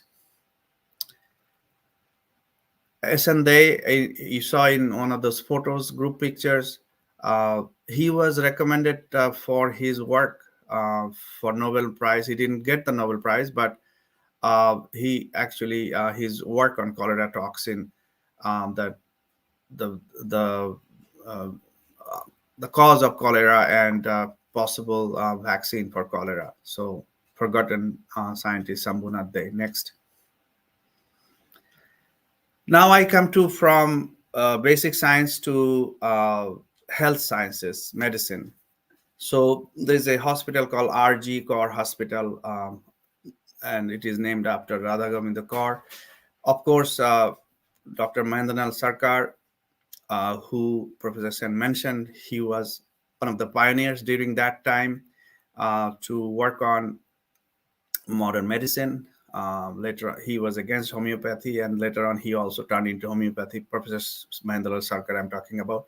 But RG Kaur, he was a physician, very famous, and also a philanthropist.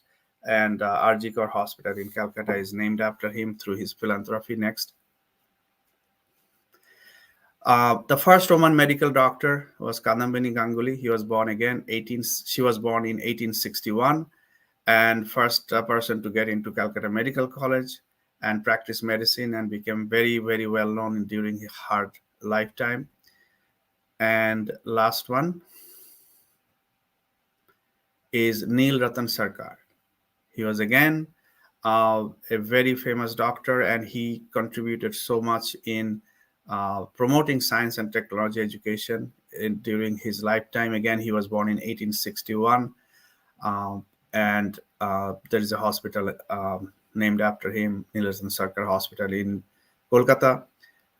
So, to summarize my whole, I'll take 1 or 2 minutes to summarize my whole presentation.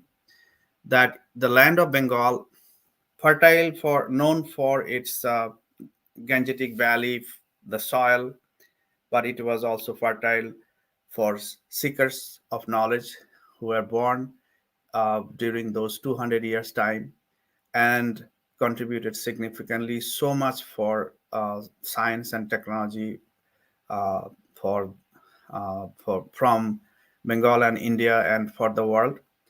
And many times we forget that uh, that the some of the greatest minds in science did come from this part of the world, and world must recognize, acknowledge their contributions, and recognize them, and that will inspire the next generation of Bengalis, next generation of people of India, that are just started with this, what Bengal thinks today, the rest of India thinks tomorrow.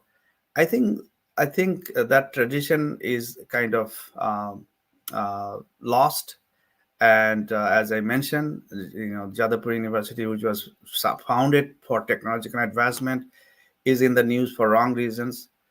University of Calcutta, where these great scientists were there, it is not in that, you know, it is not contributing anymore to that level. And Bengal has many other institutes, whether it's ISI or IIT and others. Uh, it is a period of decline that we are living today. Since 1947, there was gradual decline of contribution of people of Bengali origin in science and technology. There are many, and since then there are many who are contributing significantly, but not at that level. And then, of course, many of the people of Bengali origin, they are working outside of Bengal, many places in Europe and America. They're contributing significantly. But I hope to see that Bengal again brings a renaissance in all three areas, in spirituality, in science, in education, someday. And we wait for that day to come. With that, I finish my part. Namaskar. Thank you. Thank you so much, Kanchanda. So this in the during this part also I took note, and this part I noted like two three most important things. Number one, for Acharya Prafulla Chandra Roy, so he established, like, he was not only known for science but also for establishing industries. And if I put it in a modern context, we have seen what is going on with the industrialization in West Bengal. and it is probably a nightmare now to set up an industry. But we feel proud that it was a Bengali who was successful in establishing industry in Bengal. Number one.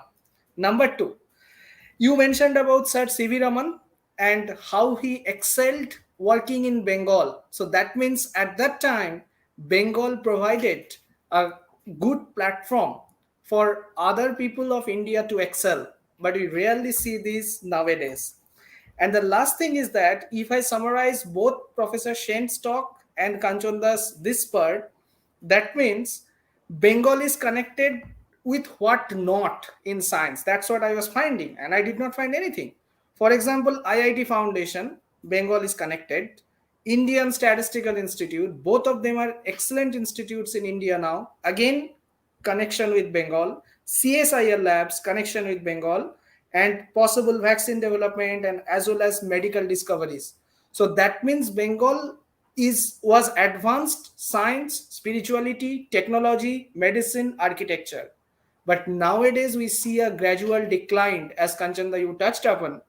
And another thing I would like to mention is that the actual knowledge and actual contribution of Bengalis and Indians in science and technology were hidden from us in our history. And I would also like to mention to our audiences that Kanchanda has done a pioneering work in bringing out the true history. And you may want to check out his book, Crash of Civilization. And I know he's continuously writing those books. With this note, I will ask Professor Shen one pertaining question. Like, if I just connect with Kanchanda's thought here, that nowadays we have seen that Bengal is deteriorating. And it's not like that we do not have talent. Because if we look at ISRO, this Chandrayaan mission, many Bengali people are involved. If we look at NASA, again, many Bengali scientists are involved.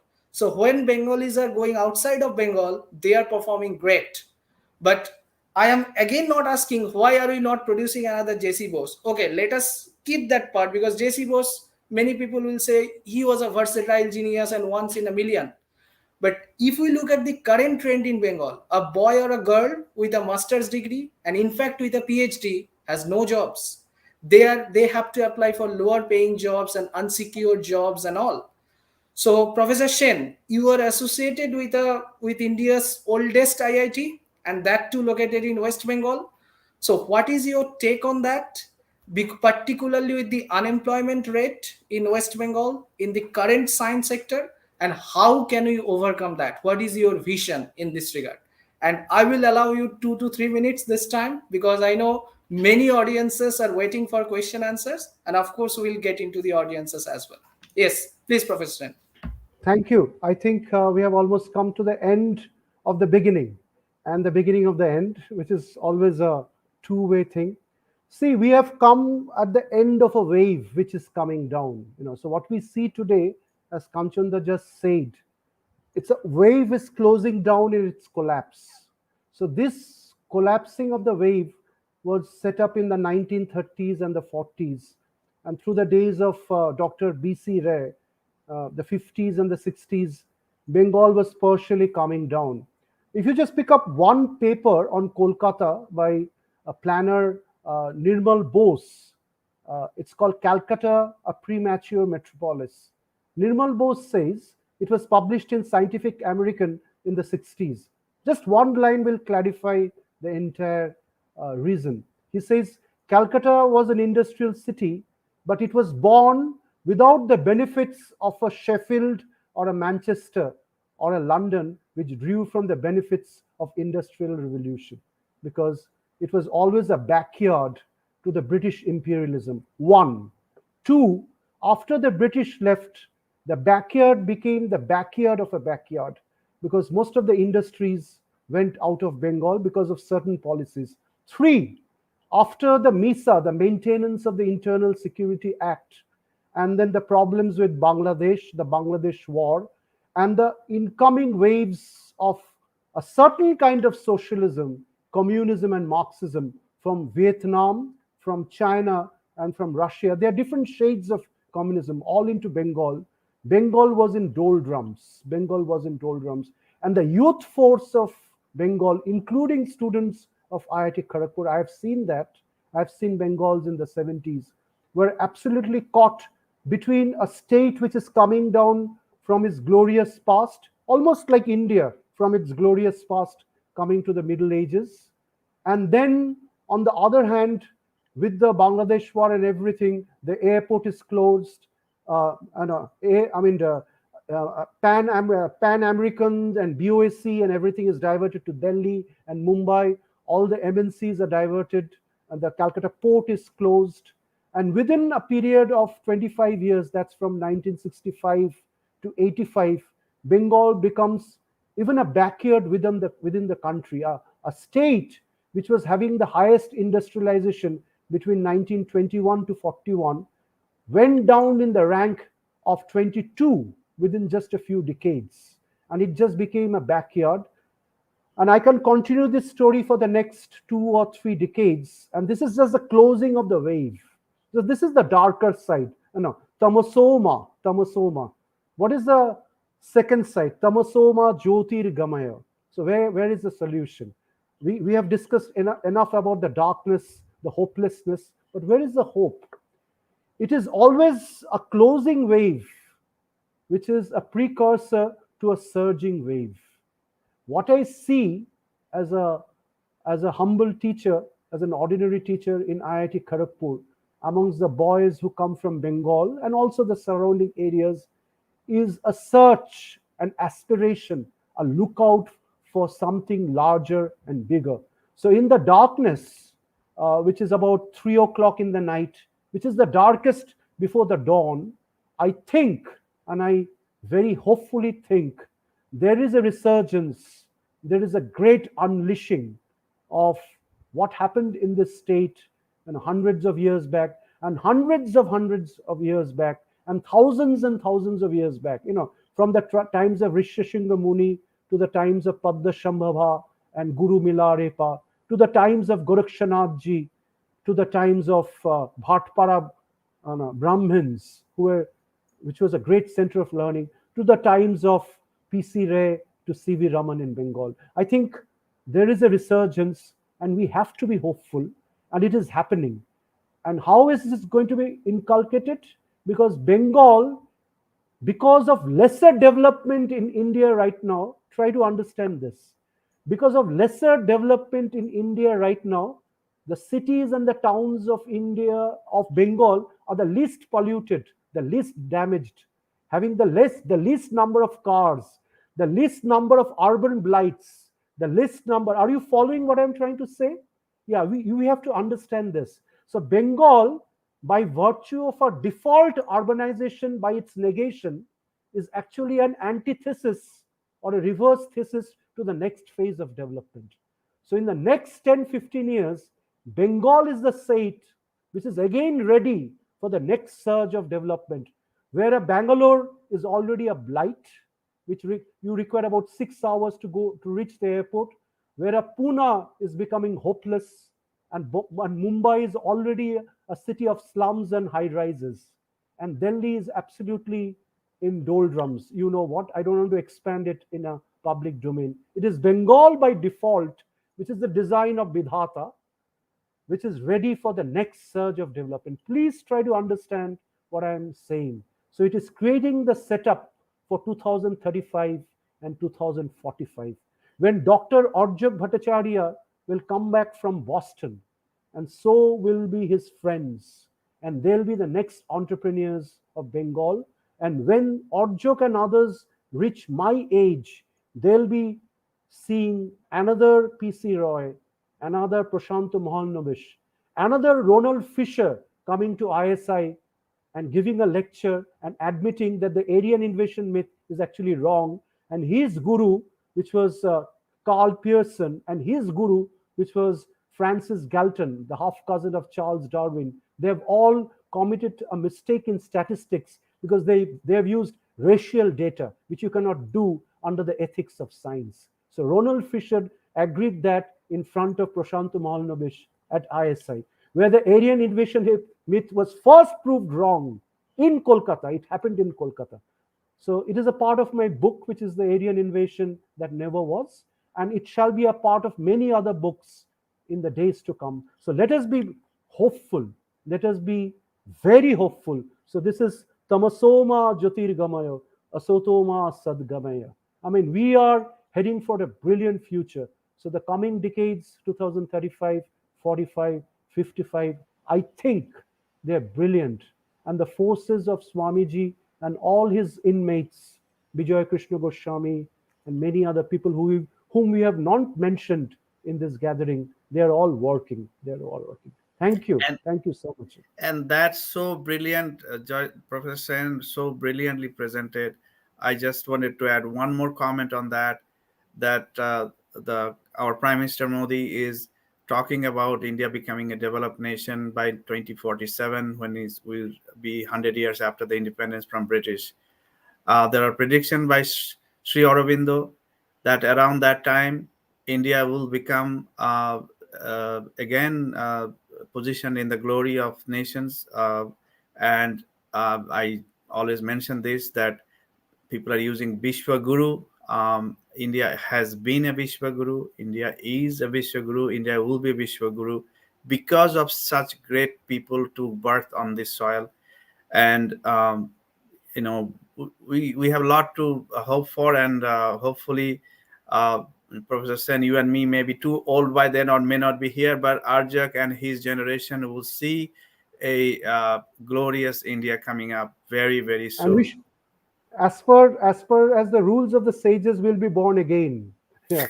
So we'll be like, and we'll be the students of Orjok and his friends in 2045 and 55 and 65. That is how Torongo milaye jaye, Torongo the Kusumo choria, Nai khoy, nai shesh, nahi nahi, doinno lesh, he punno tar paye, his mon sthan mage.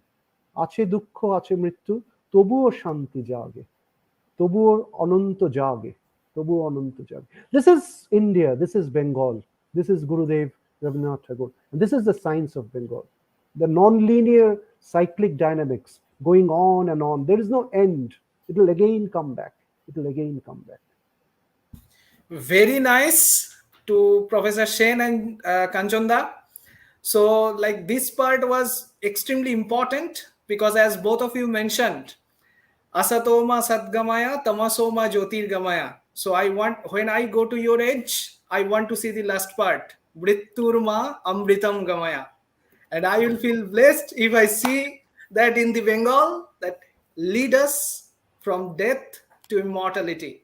And the So, whole of India, and the whole of whole of India. India, yeah, Bengal Yeah. and the whole of India, of course.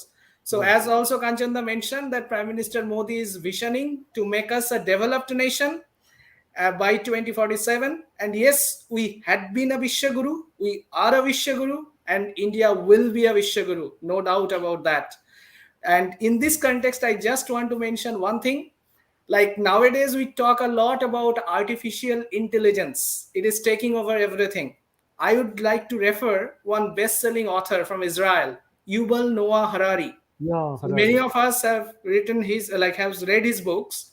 So there he mentioned, like, so far science is not able to develop artificial consciousness.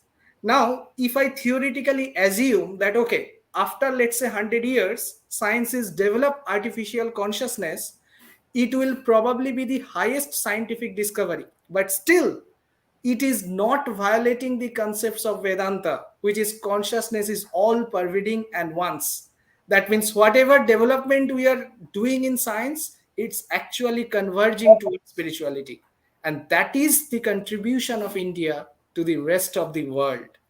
And to summarize this talk, we have focused, like, we have started with the ancient times in Bengal, then the Renaissance period of the science and technology, and most importantly, we are taking a hope of that Mritturma Amritam Gamaya for the future.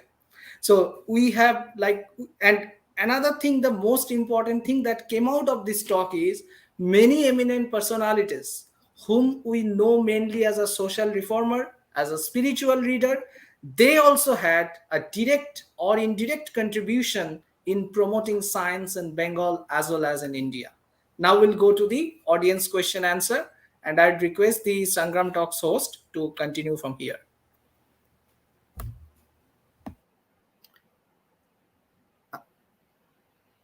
You're muted, You are muted. Yeah. Rajashri.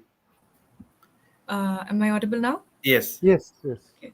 Thank you very much for that very insightful talk. It has been truly enriching to be a part of this and to have these extremely precious presentations in my computer long after this meeting is over, which I am going to definitely look at.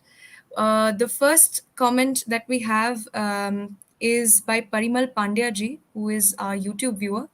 He says that he's asked, what is the reality of the achievement of science with getting imported machinery from Chinese and semiconductor and jet engine technology for a long time? I don't know if it is relevant to today's topic. Currently, if the even America is so much dependent on China. Of course, the world is, and India is. I know Indian government is working on this side, but eventually these ideas of make in India and build in India and so forth, the ideas that our current government is propagating, hopefully will come out of that mode in next decade or so. The next question and the last for this session is actually a comment that I would like our speakers today to expand on. Chandan Bandyopadhyay ji has said that Rabindranath Thakur ji raised money from many places, including from the King of Tripura for J.C. Bose. I would like to attempt that. So Rabindranath, it's just like like a vast ocean. His personality, his contribution is so difficult to measure at this time. People can go back to the last episode to hear more about him. But Rabindranath has always been supportive of anybody's suffering anywhere. Any Indian is in trouble anywhere. But he was regularly contributing to the people like J.C. Bose and others for scientific advancement. And his Santiniketan, he never borrowed money from people to build anything, but Santiniketan was built based on his own wealth and his own vision. He brought Gurukul system back to Shantiniketan, which is a model institute which the rest of India can emulate, not that the current form. We get Shantiniketan in news for wrong reasons. But his vision was that integration of, as Professor Sen kept on saying, the spirituality, the Vedic knowledge, the modern science, arts, and he brought all the best people from around the world.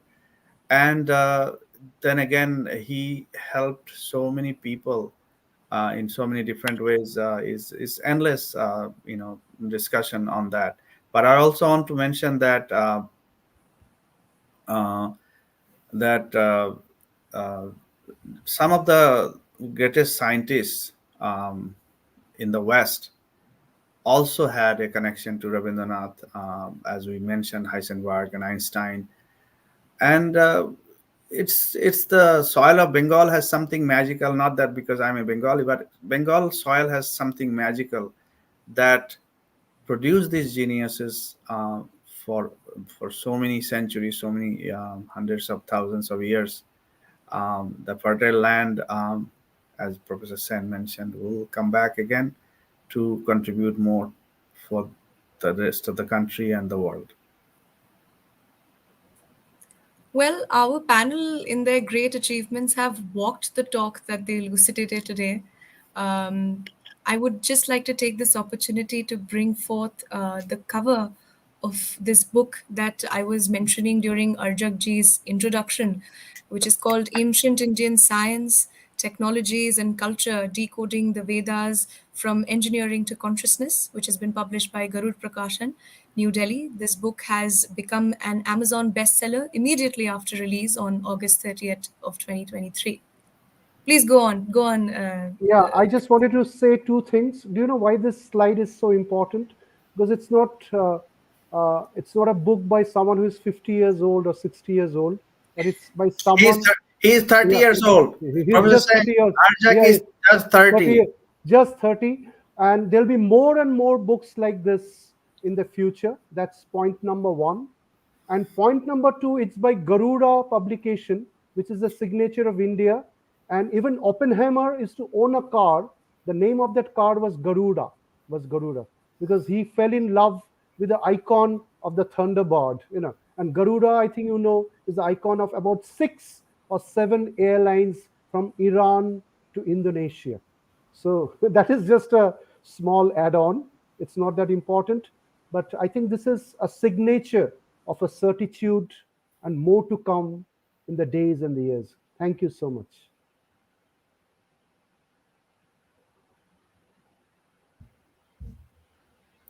I think that ends the session today. Thank Yep. you, Okay. Thank you so much. our Yep. viewers and Sangam. Just before we end, I would request Kanchan sir to shed light on what a Bangla Abhar is. I think that is what was also planned. I Yeah. already spoke about it. Bangla Abar is a non-profit NGO, both in US and in Kolkata, and we organize different events and activities online and on site.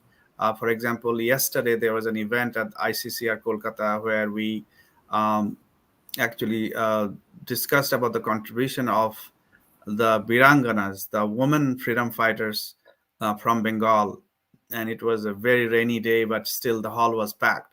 So we organize events and activities, and this series is happening to bring awareness about Bengal's culture, heritage, and history, music, science, and all of this. And so it's a great platform we have created a few years back, and we are very proud to do this series with Sangam Talks as well. Thank you. Before we end, I would request Arjagji to explain what the following episode will be about, and after that, we can depart from the audience. Yep, thank you so much. So, thank you again, viewers, for coming us and supporting us today. The next session, next Sunday at 8:30 p.m. IST, will be another enlightening session on Netaji Subhash Chandra Bose, and their very reputed researcher, Professor Kapil Kumar, will present his talk and his research about what we know about Bose and what we do not know about Bose. So that's why I request all of you to please join that talk also on the research and many unknown facts about Netaji Subhash Chandra Bose. Thank you so much. Namaskar.